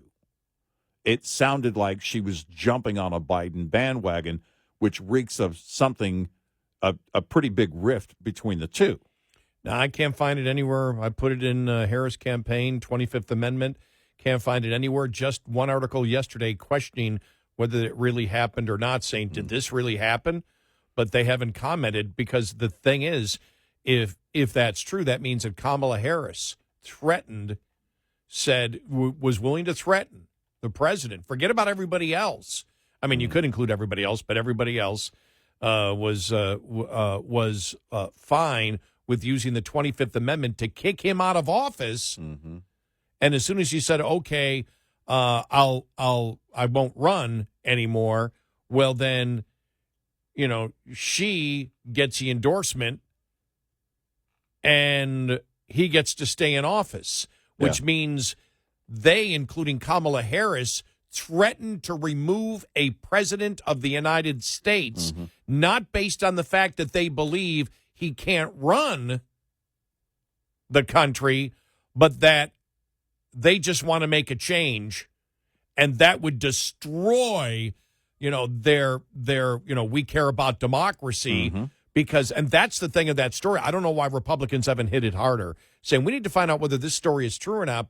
And as I saw a couple of things, so there was one story that did talk about the fact that the New York Post made the same claim. Let me just see. Here it is.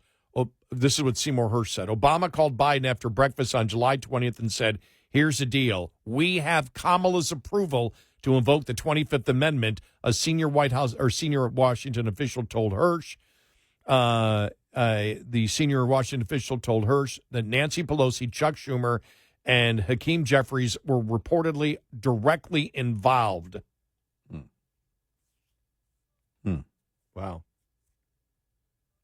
Hersh's report also delves into the White House narrative that Biden tested positive for COVID while campaigning in Las Vegas on July 17th. The Democrat president flew back to his Oceanside home in Delaware after that positive COVID test and was not seen publicly until July 23rd. Hersh, who has fans and detractors within journalism and political circles, said in his story that Biden may have had another medical emergency, potentially a fall. Biden plans on serving out the rest of his term. A New York Post story on July 22nd also references top Democrats potentially threatening Biden with the 25th Amendment removal if he did not stand down. Now, we're talking 8 days later. Yeah. And there hasn't been a denial by anybody there. You would think that the Republicans would smell blood on this and be at least at the minimum questioning it, and they're not. Right.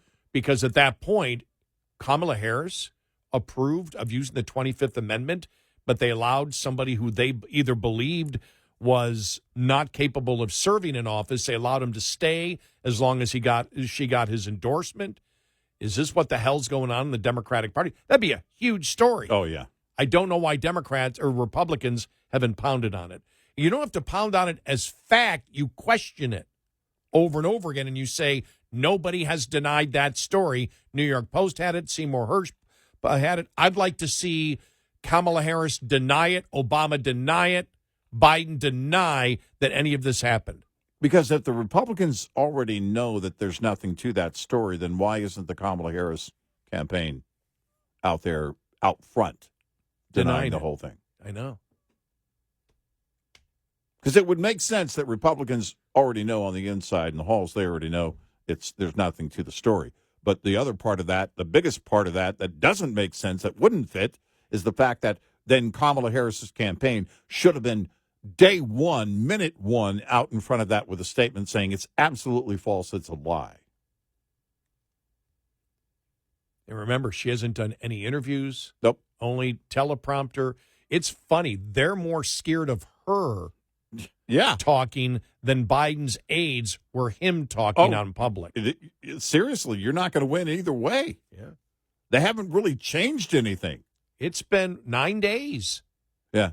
9 days and nothing from her, like taking a press conference, doing an interview, just teleprompter. They're more scared of Kamala Harris talking than Biden's aides were of him talking. Yeah, they are. 866-90-RED-EYE. We'll be right back with more Red Eye Radio with Eric Harley and Gary McNamara.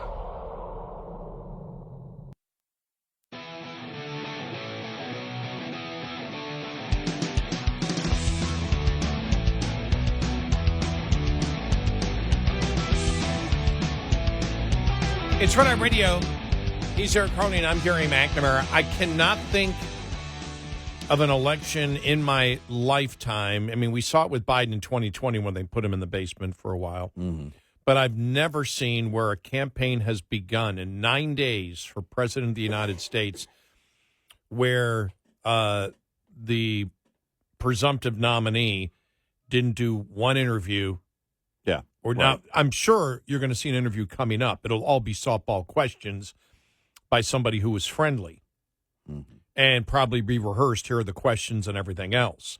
It will be coming, but it shows you how scared the Harris campaign is to even think about this. We're not talking about a local state assembly person who has no experience talking in front of the media. We're talking about the presumptive nominee for the Democratic Party for President of the United States in 2024, whose campaign is absolutely paranoid.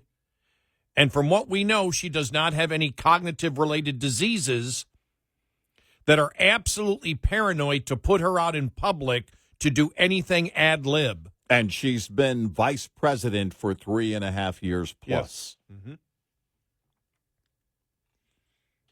That's pretty amazing. It really is. It shows you the problems, and that's the problems that they have. You were just telling me you were reading an article from thehill.com. Yeah. Not a conservative media outlet. Right. And this from yesterday morning, Alexander Bolton. Behind hoopla, Democrats anxious about Harris. That's the headline.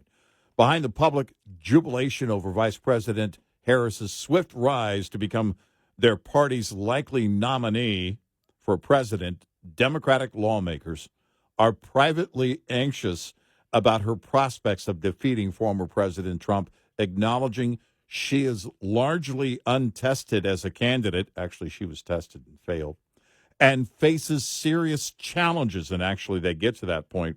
One Democratic senator, they didn't name this person, said, quote, she wasn't a great candidate.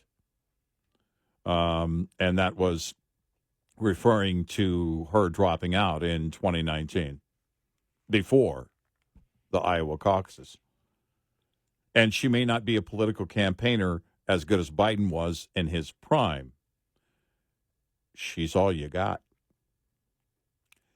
It's it. This is what we've been saying since before it happened. You can't leapfrog over Kamala, and she's all you got. And she polls better than the governor of California. Wow. It's like we said, the issues right now are hurting. The big issues that are the reality for the American people, inflation, broken border, the anti-Semitism that they proudly promote, that's what's hurting the party, and there isn't a savior.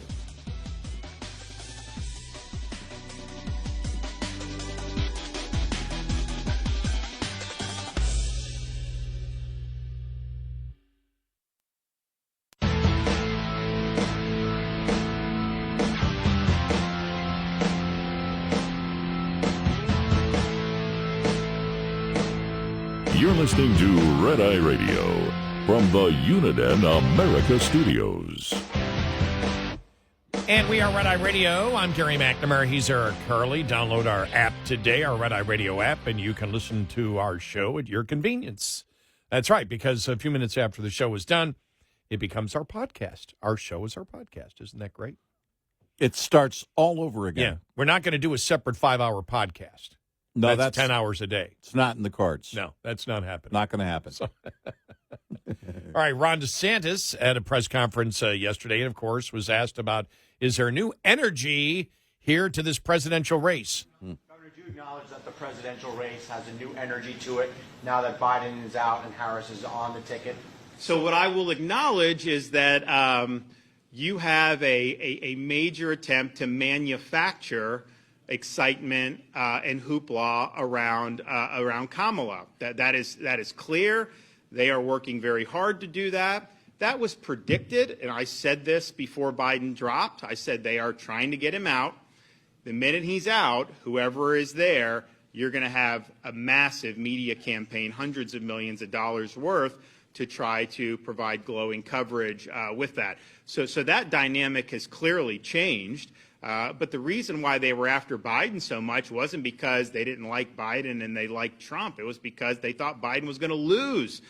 So they were totally fine with letting him be in the basement in 2020 because they thought he was going to win. They were totally fine with hiding the fact that he wasn't up to the job over the last 3.5 years because they thought they could get him across the finish line one more time. It was only on that debate when you had 90 minutes. That was very painful to watch, when it was obvious that wasn't going to fly. So that's when you had this campaign, and then you did it. Now, it's interesting. Obama initially did not endorse Kamala because I think he knows that she doesn't have what it takes. And so he didn't do it. Everyone else kind of rushed to do it. I think he thought that there was going to actually be some competition here. And so they've done this. She's raised a boatload of money. She's getting the media, all this stuff. The problem is you got 100 days left. I think that's enough time for people to kind of peel back on the onion and see, okay, what are we really dealing with here? Is this somebody that we would really want as president?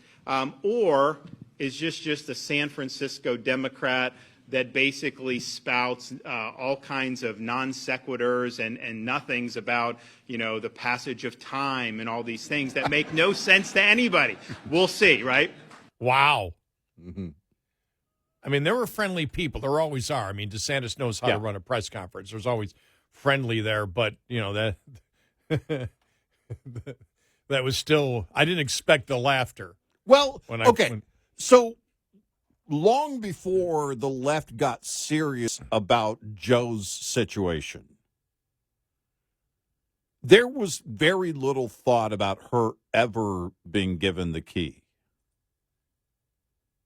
There was, in fact, the liberal media every once in a while referred to her cringe moments. It wasn't, they knew. Mm-hmm. They had summed her up. They had mentioned it a few times. They didn't make a big deal about it. But it was out. Everybody was aware that they were aware. No, we played the audio yesterday of the mainstream media pounding on her. Yeah, and so now that he's out and that she's got the keys, they turn around and do this. Oh, she's great. She's always been great. There's nothing wrong. There's nothing wrong. Like I said, they've gone back into this denial phase, and the previous denial phase was there's nothing wrong with Joe. He's fine. He's fine. He's fine. He's fine. And then you have the debate. Oh, he's totally not fine. And yeah, we can't get away with lying about it anymore. And now, this is a very, they keep calling it the honeymoon phase. It's really not the honeymoon phase. It was a trial balloon phase, really. And it's failing drastically because you can't change the nature of who she is. She's not going to all of a sudden learn how to be a good candidate. It's not going to happen that way. It didn't happen in the 2020 election season because she didn't make it to 2020. And the money dried up very quickly. You saw all the things that came out last week and after Joe dropped out about how the money, the liberal media, oh, look at the money pouring in. Yeah, most of that was on the sidelines waiting for Joe to get out. How much of that is actually driven by confidence in her as opposed to hatred for Trump? And this is what the goal was to, okay, you got to cure as best you can the voter apathy thing for your people on the left, for the voters, the rank and file Democrat voters. You know that. They know that. We knew that. We saw it happening.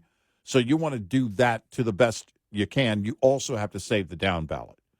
If you're going to, if you can get people at least motivated to get back there, then maybe the down ballot won't suffer as bad.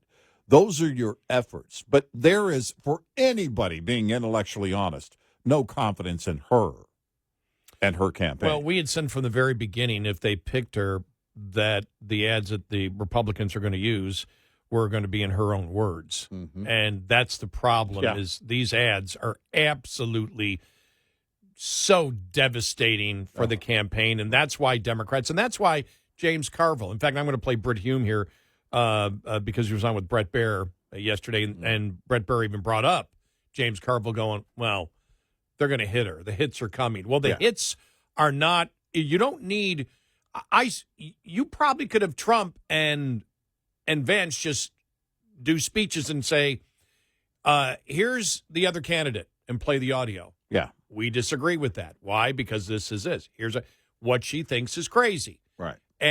But they could use as evidence her speeches constantly over and over. I've never seen, and it's only a week old, but I've never seen so many ads that strictly have not on one issue, not on two issues, not on somebody, not on a political campaign, just taking, for example, a clip or 5 seconds from you and perverting what it means in the political ad, but audio cut after audio cut after audio cut after audio cut on 5 or 6 different topics that are huge topics to the American public, where every single one the vast majority of the Americans disagree what your opinion is. I've never seen it to this degree in a presidential race ever. No, ever, I haven't. Ever. No. I've never seen this before. And as Brit Hume said, eventually that's going to have an impact. Here's part of that conversation. Is what could happen when the media, if it ever does, starts digging into the background and the previous statements of one Kamala Harris. It is an absolute festival of exotic policy positions, very far left, and strange and bizarre statements that appear to make no sense, that have been described in the past at least as word salad.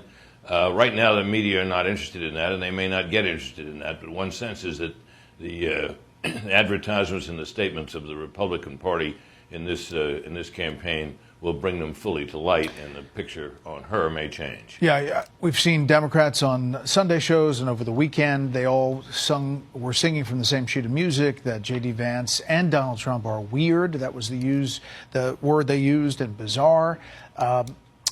However, James Carville said, the attack is coming. The tough stuff is coming. Get ready. And to your point, that's probably right. Well, I think, Brett, that it's pretty much impossible, even with the favorable media, and Kamala Harris has certainly gotten favorable media and will continue to get it. But even with that, it is difficult, if not impossible, to conceal someone's record and past statements through the whole panoply of a fall campaign for the presidency. People will find out soon enough what Kamala Harris has been in the past, where she came from, the kinds of policies she put in place as a prosecutor and attorney general in California, and subsequently as a vice president of the United States. And I think when that all comes out, people may have a very different opinion of her than this glorified notion that is standing, at least for the moment, in the polling and in the opinion of Democrats. I've never seen a campaign. Democrats always surprised me a little bit, because she knew for probably a day that there was a possibility. There was talk about him being out for a while, as we know.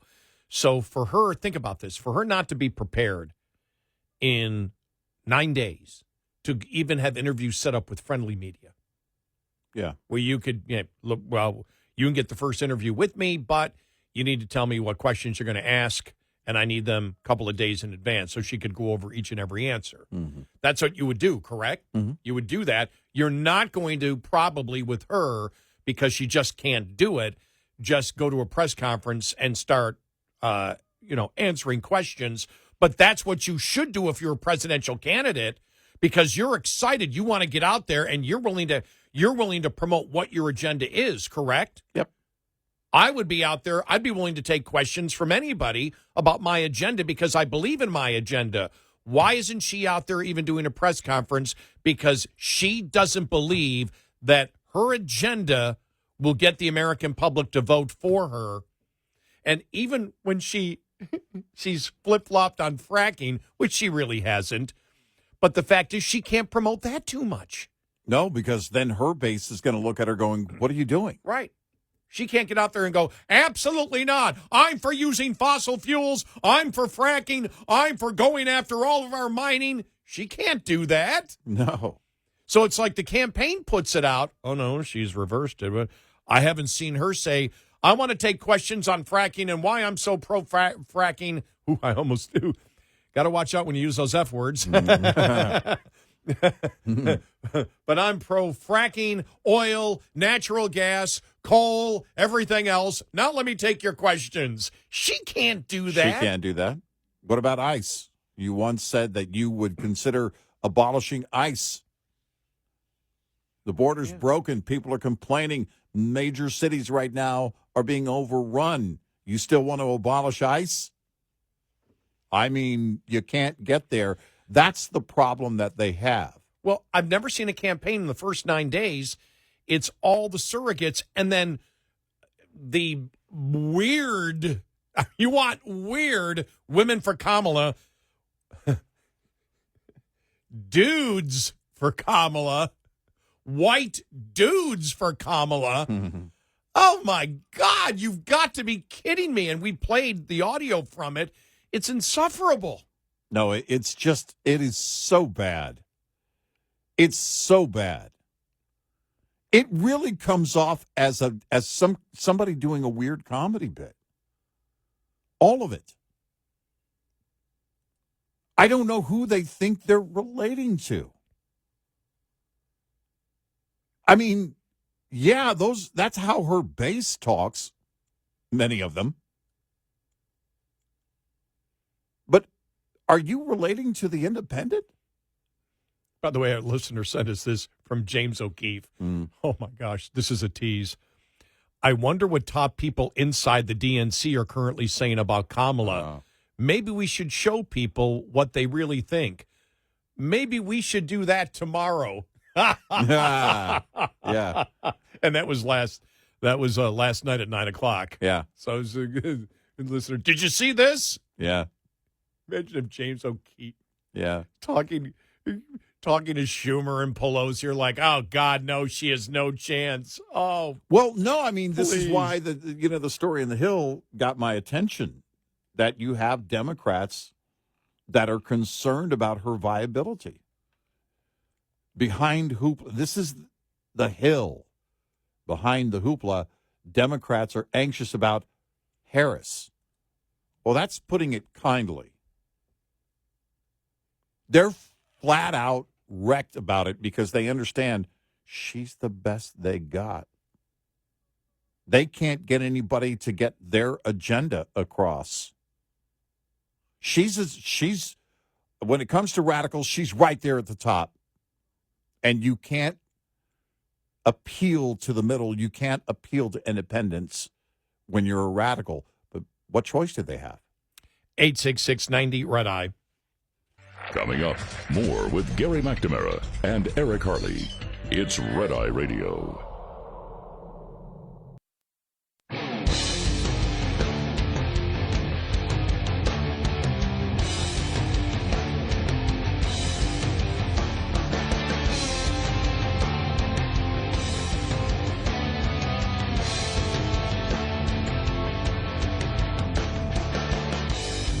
It's Red Eye Radio. He's Eric Harley, and I'm Gary McNamara. We'll have more white dudes for Kamala Harris.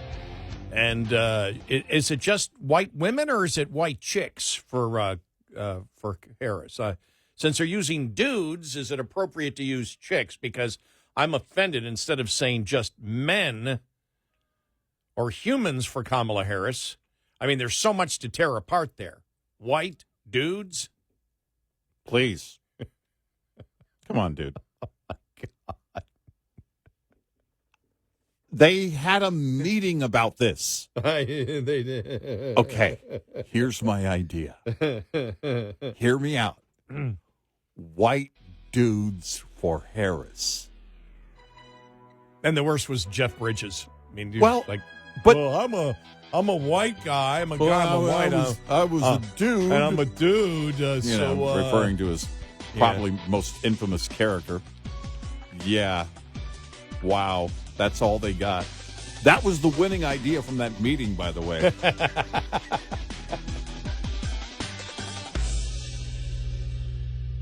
This is Red Eye Radio on Westwood One.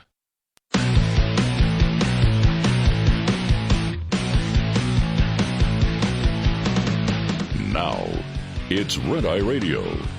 Gary McNamara and Eric Harley talk about everything from politics to social issues and news of the day. Whether you're up late or you're just starting your day, welcome to the show. From the Uniden America Studios, this is Red Eye Radio. All across America and around the planet, we are Red Eye Radio. He is Eric Harley, and I'm Gary McNamara. Oh, yesterday, and the day before, the Democratic Party says, specifically the Harris campaign, where are the white women? And where are the white dudes?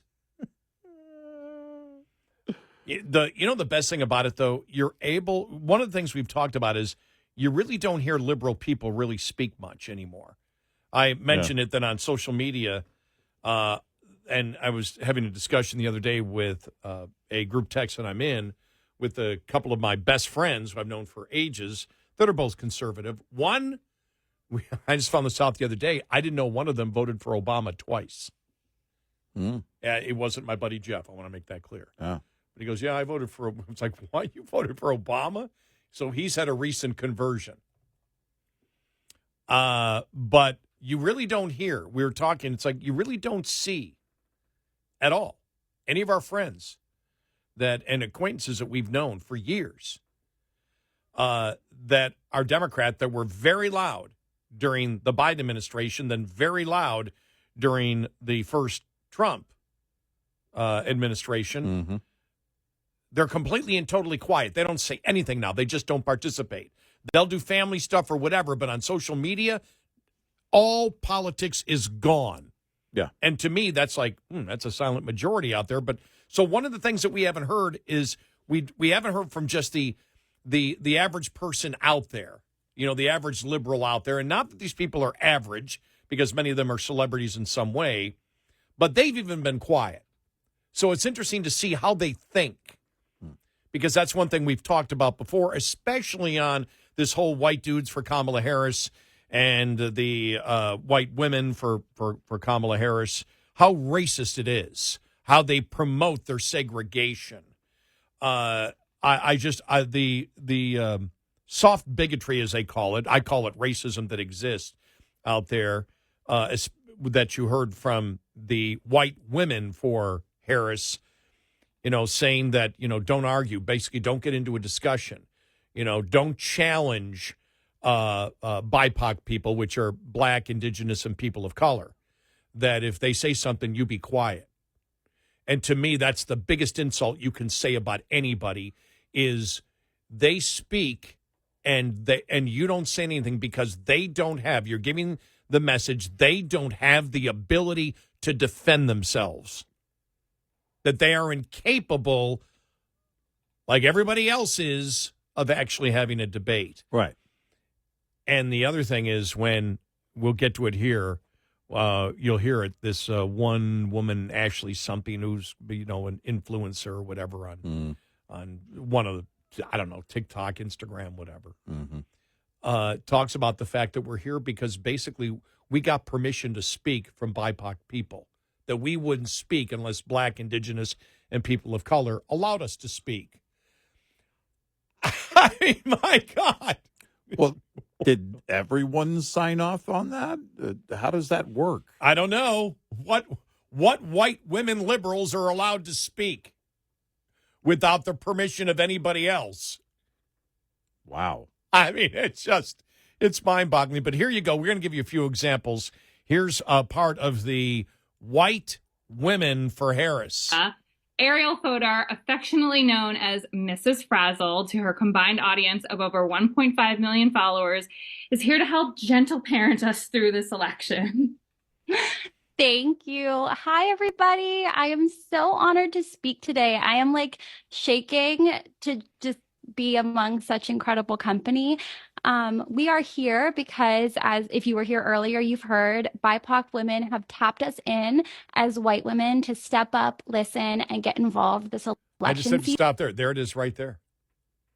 We couldn't do it ourselves. We had to listen to someone else.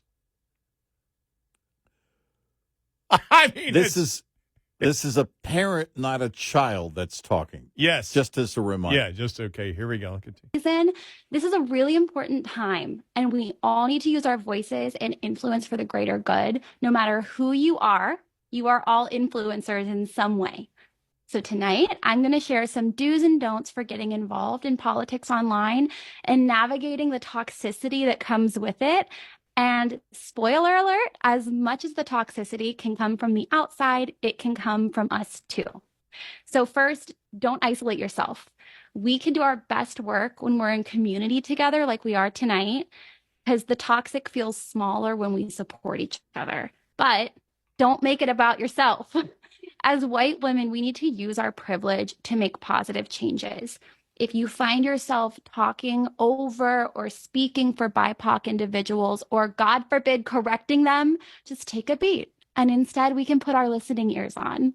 So do learn from and amplify the voices of those who have been historically marginalized and use the privilege you have in order to push for systemic change. As white people, we have a lot to learn and unlearn. So do check your blind spots. You are responsible for your algorithm, believe it or not. She's a racist. Full on. She's a full-on racist. You can hear her guilt. She has racial thoughts consistently and is guilty about them.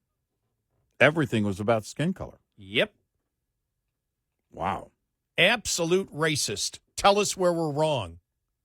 And in order to talk like that, not only do you have to learn to talk like that, you have to think like that. Yeah, I know. My God. You have to be obsessed with skin color at every turn to utter even 1/10 of those words. I can't wait to play this for my women friends. Both of them.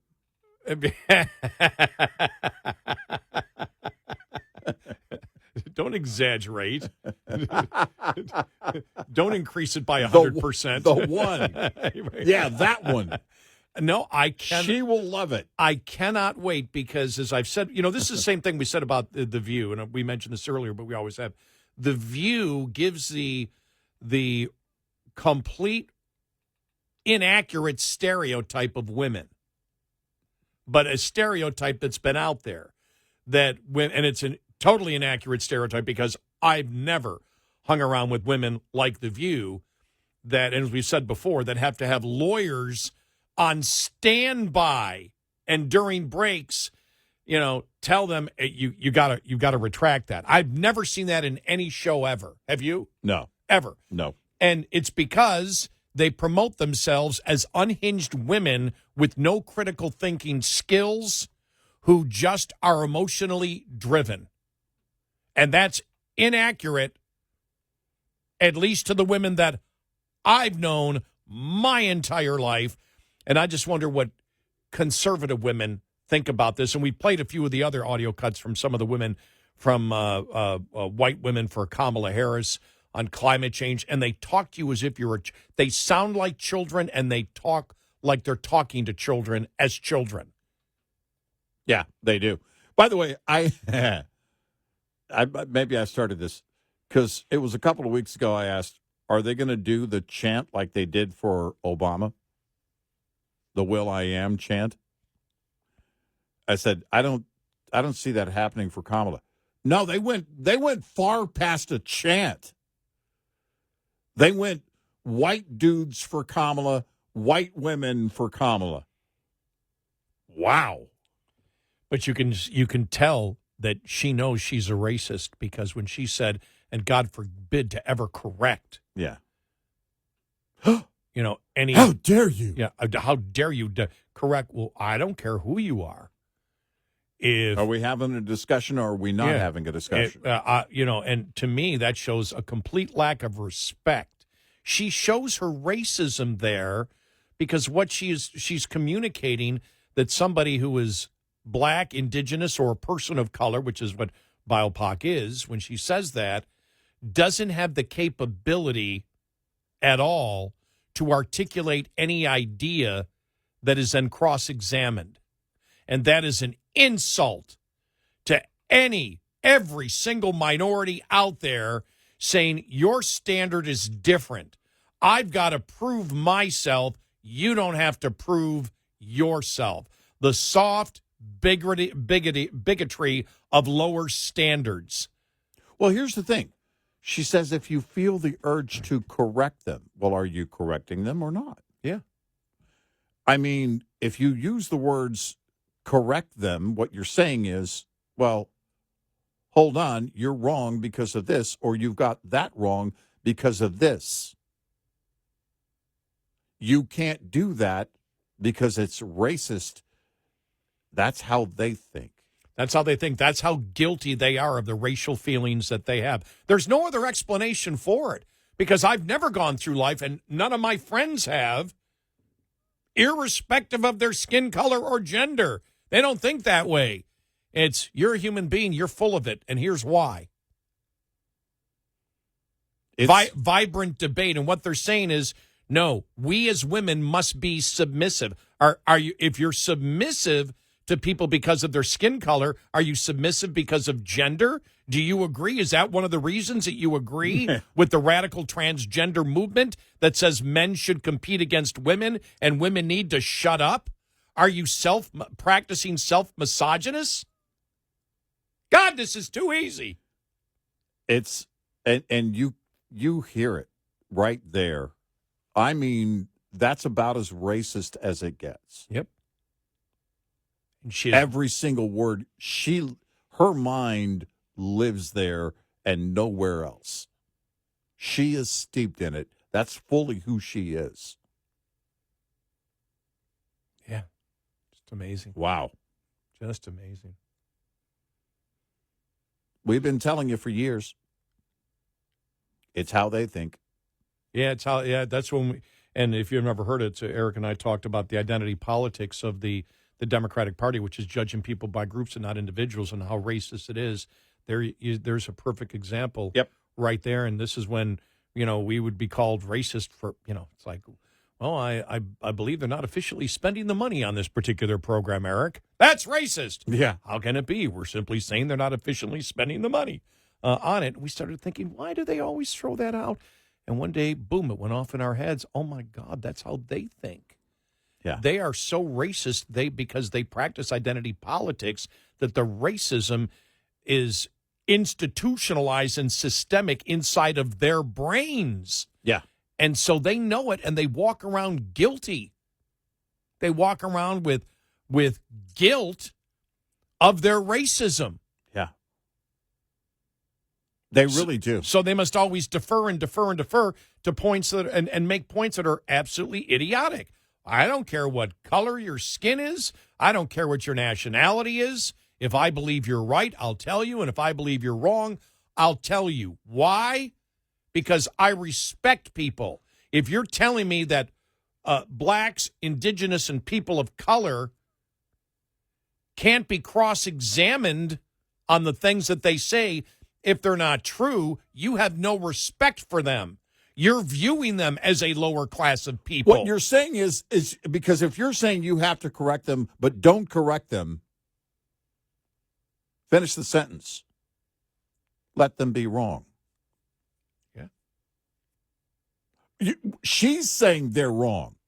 Oh, they're going to be wrong, but don't correct them. Wow. Wow. Yep. You have no idea what an actual debate is all about, because racism is the only thing in your mind. If you want to see a modern-day racist in 2024, there it is right there. There. If you want to get in, we do have a line open, 866-90-RED-EYE. Brought to you by Hot Shot Secret. Hi, I'm Jen Loomis, a transport safety expert at JJ Keller, and I'm here to share a tip on roadside inspections. Roadside inspections all begin with the driver interview, during which the officer will gather basic information from the driver and prepare the driver for the inspection. The officer will also be evaluating the driver, determining if the driver can speak English, is under the influence of anything, has an illness, or is fatigued. The officer will ask the driver for required documents, including vehicle and driver credentials, the driver's log, and shipment paperwork. The officer may also conduct a vehicle inspection. Before beginning the inspection, the officer will take steps to make sure the inspection can be done safely. These include chalking the wheels, wearing personal protective equipment, and explaining what will be required of the driver. The driver needs to pay close attention to these instructions so that the vehicle inspection can be conducted in a manner that is safe for the inspection official. This tip was brought to you by JJ Keller and Associates. Visit us at jjkeller.com. Lines open for your calls. 866-90-RED-EYE on Red Eye Radio.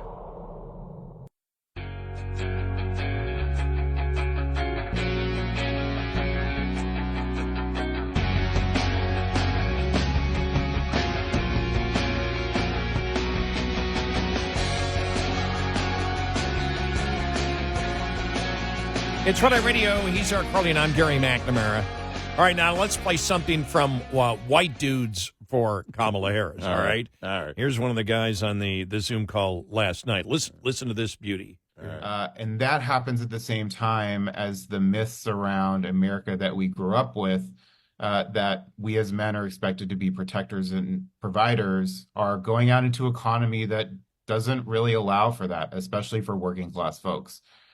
And sort of like compounding on that, masculinity as a trope has been co-opted by the MAGA right into something that feeds into and exacerbates the loneliness epidemic, as well as the mental health crisis that many face that end up leading to really destructive behaviors.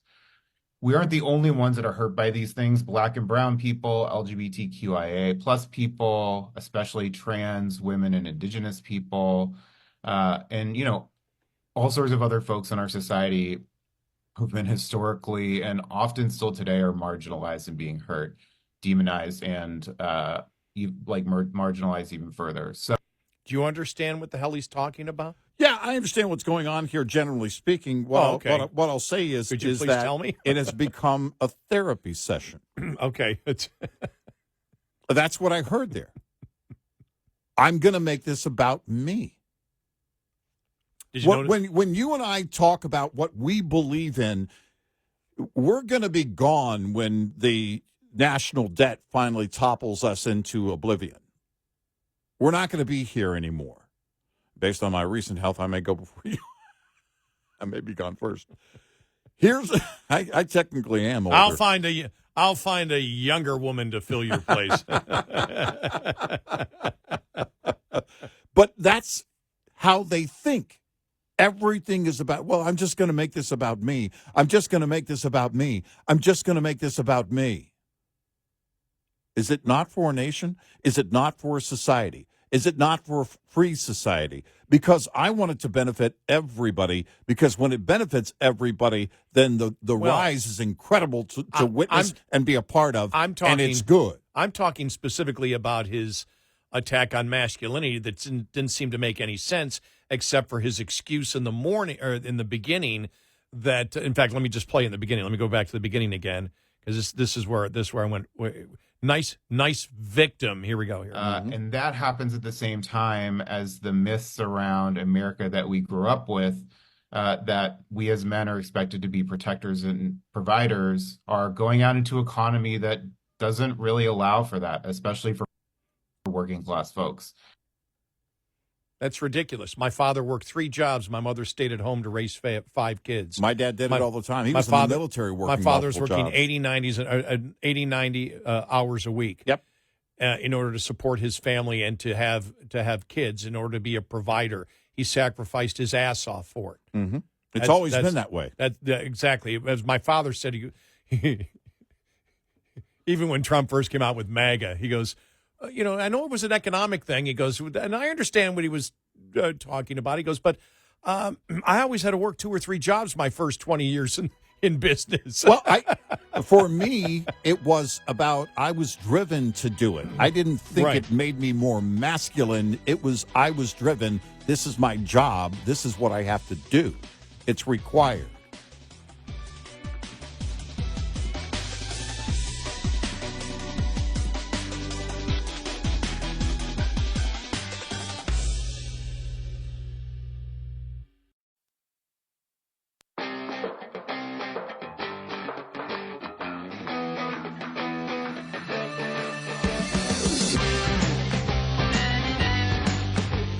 Have a line open. 1-866-90-RED-EYE. Red Eye Radio.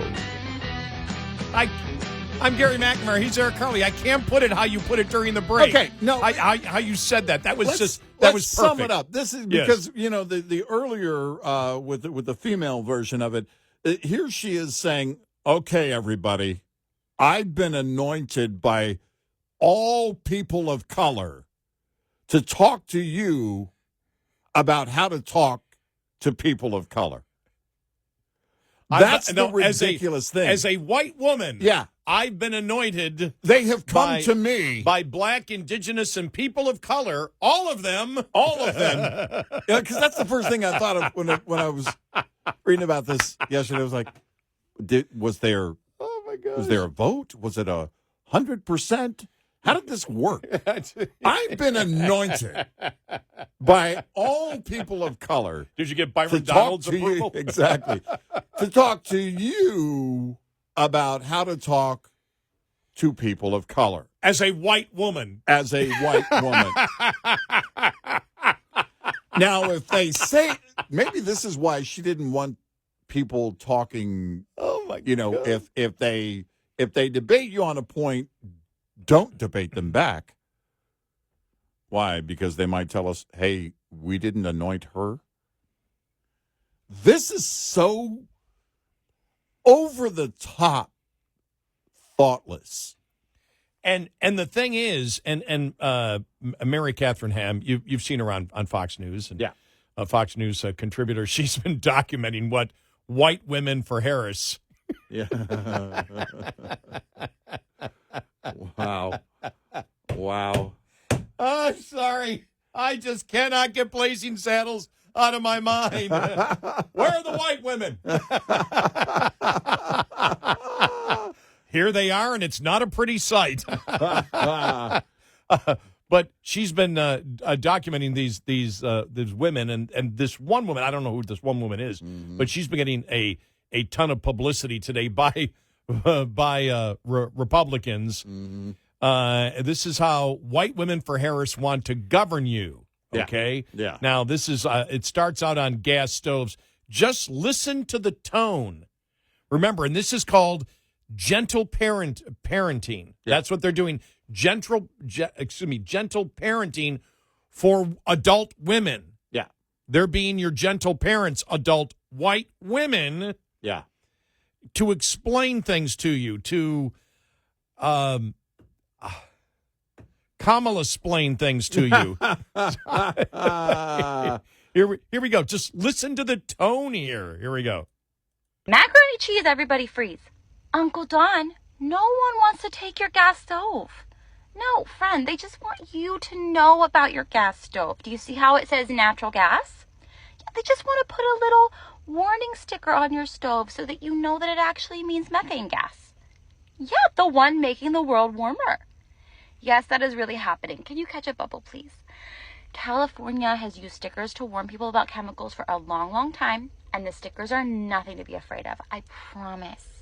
They just want people to know about the health impacts of burning gas so that we can be safer. Yeah, because people like me, I have asthma. I need to be careful around burning things.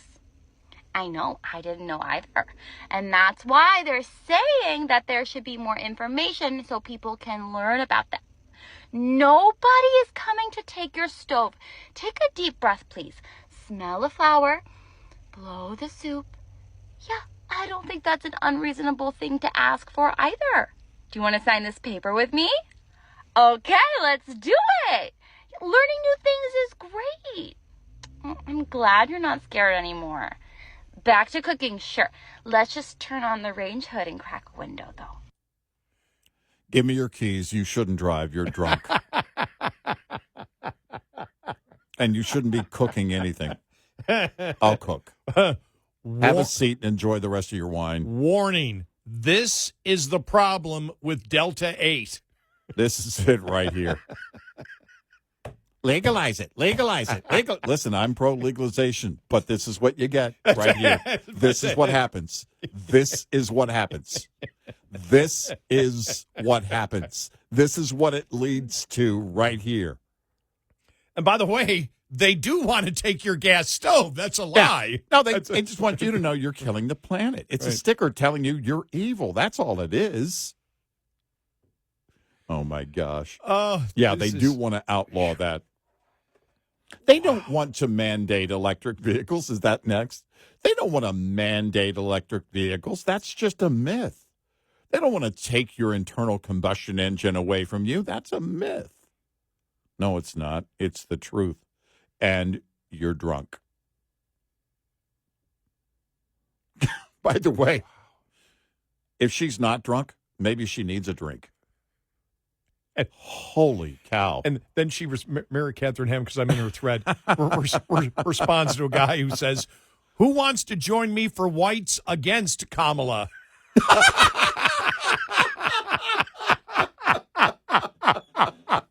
because this type of race-based political organizing is totally normal, sane behavior, and I'm sure the mainstream media would celebrate it under other conditions just as much as when it's pro-Democrats. So if you can have whites again or for Kamala, why can't you have white women against Kamala? Right? I mean, if it's okay to segregate that way, is it only okay to segregate in one way? And then she writes to him, now, just Brad Palumbo, now, Brad, we're doing racist for the right reasons. No, that's a perfect way. She's so great. That's the perfect way to phrase it. It's the perfect way to phrase it. Oh, we're racist, but we're racist for good reasons. Right. We're racists that care. We're the racists that care. My gosh. We're the racists that care. We're the racists that care. Hey, I remember when I got into talk radio, somebody told me, they said, you stay away from race because that's no fun to talk about. Oh, yeah. Oh, I don't know. We're having a ball today talking about race and racism. It's never been more fun. Wow. This is the entire think about this. This is the brunt of the energy for the Kamala Harris campaign right now. This is it. This is what she's got going for her. This is what's going for her. This is what's working for her. Wow. Wow. You've got to be looking at this going, okay, we know the whole thing with Biden, but could we get him back? Bring Joe Biden back. Bring Joe back. 4 more years. 4 more years. They've got to be looking at this going, at least we understood what was going on with him.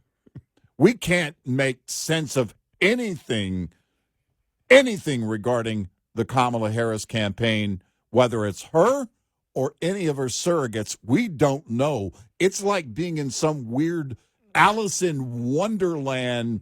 I really ate way too many of those edibles moment. Wow.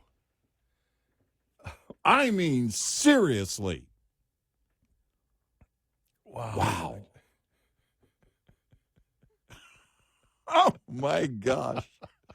I mean. It's so bad, and there's no self-awareness. But I'm happy it's happening because, again, when we played, I mean, the men are just pitiful. Oh, it's horrible. I mean, well, again, trying to make victims of themselves. Right, and men making victims. Oh, well, make it about me. We can't even be the masculine men we want to be and take care of our families because of the job market. And it just, I can hear my father, my 98-year-old father, hearing that. Who grew up during the Depression, and then in order to raise a family, was working 3 jobs at one time. Yeah, 3. Yeah, and it had nothing to do with, he wasn't thinking, I'm being a man. It was like, we decided to do this as a unit. Right. My mother and my father. Right. And we're having kids. It's a life that we want. Yep. I'm the one. This is my part of the responsibility here. Yep. This is what I have to do. Yeah. And it's sitting there going, oh, yeah. Look, the fact that you're on a Zoom call complaining shows you're not doing the right thing anyway. Again, you're turning it into a therapy session, which means you're making it about you. You're trying to be the victim here. I thought this was about because when I talk about what I believe in, when I promote what I believe in, I want a better nation for everybody and generations beyond me. It's not about me. It is about the future of a free society, which is imperative. And if we don't preserve it, if we don't get ahead of this now, then we never will. And I'll be gone when it all hits the fan. Can we give you more gentle parenting? Here we go. All right. This is, again, white women, white dudettes for Harris. All right. Here we go. Why, in case you're confused with only white people meetings, this is our segregation, our racism is good racism. Yeah. Here we go. Uh-oh, Spaghetti-O. It seems like we've had a little misunderstanding. Sounds like some of you have some silly goose thoughts about race-segregated political meetings. Catch a bubble. We do have special meetings for... Stop it. She's got to be high. She's got to be high. What is it? First, I can't even go any further. She's got to be high. she starts out with SpaghettiOs. And then, oops, finger to her lips will bubble. Catch a bubble. Catch a bubble. Do I have to go any? I got to go further on. Skip one day. Don't go to this dispensary for one day. Hey, Just yeah. one day. Stay home and don't go buy edibles. The rest of it. Here we go. white women and white men. These people are gathering because they don't want to... Does anybody know? Because they don't want to be around people of other races? No. That is a super sad choice of how to characterize that. They're gathering together because they don't want Republicans elected. We have to fight white supremacy, friends, by joining white-only groups of friends. Oh my God! Seriously. Seriously. Oh my God! Is Biden awake yet? What are the chances of bringing him back? Eric and I will vote for Biden. I'm back in. That'll be it. That'll be the whole campaign slogan. I'm back in. Oh God!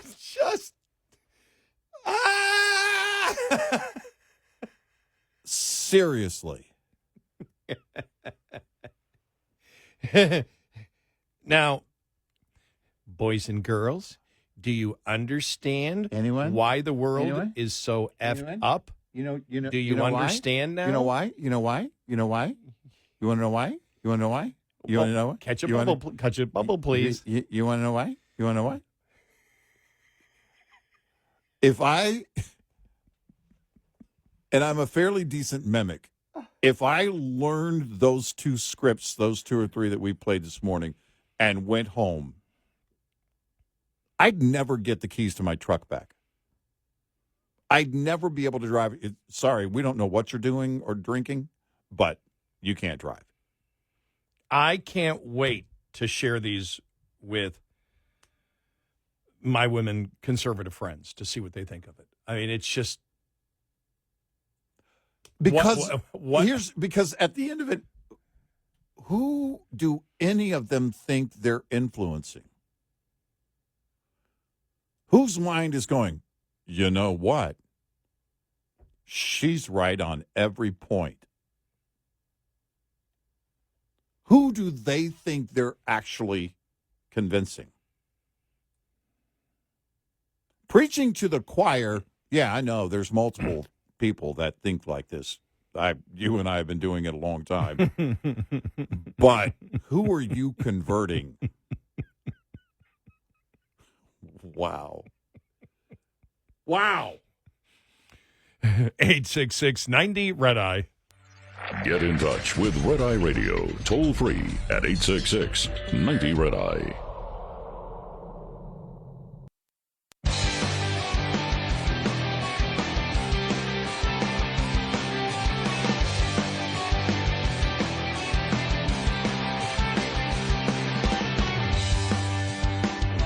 It's Red Eye Radio. He's Eric Carly, and I'm Gary McNamara. Oh my gosh, this is a night I'll never forget. This is just one of those nights where the audio cuts that we have had from the left are just so bizarre and that just so racist.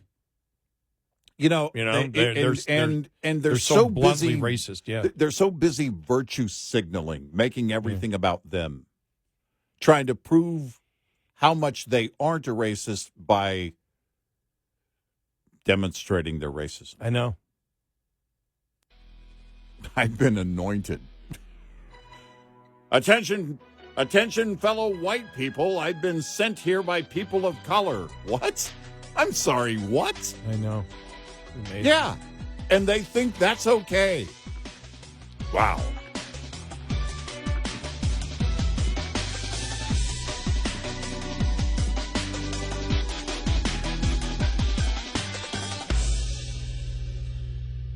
This is Red Eye Radio on Westwood One.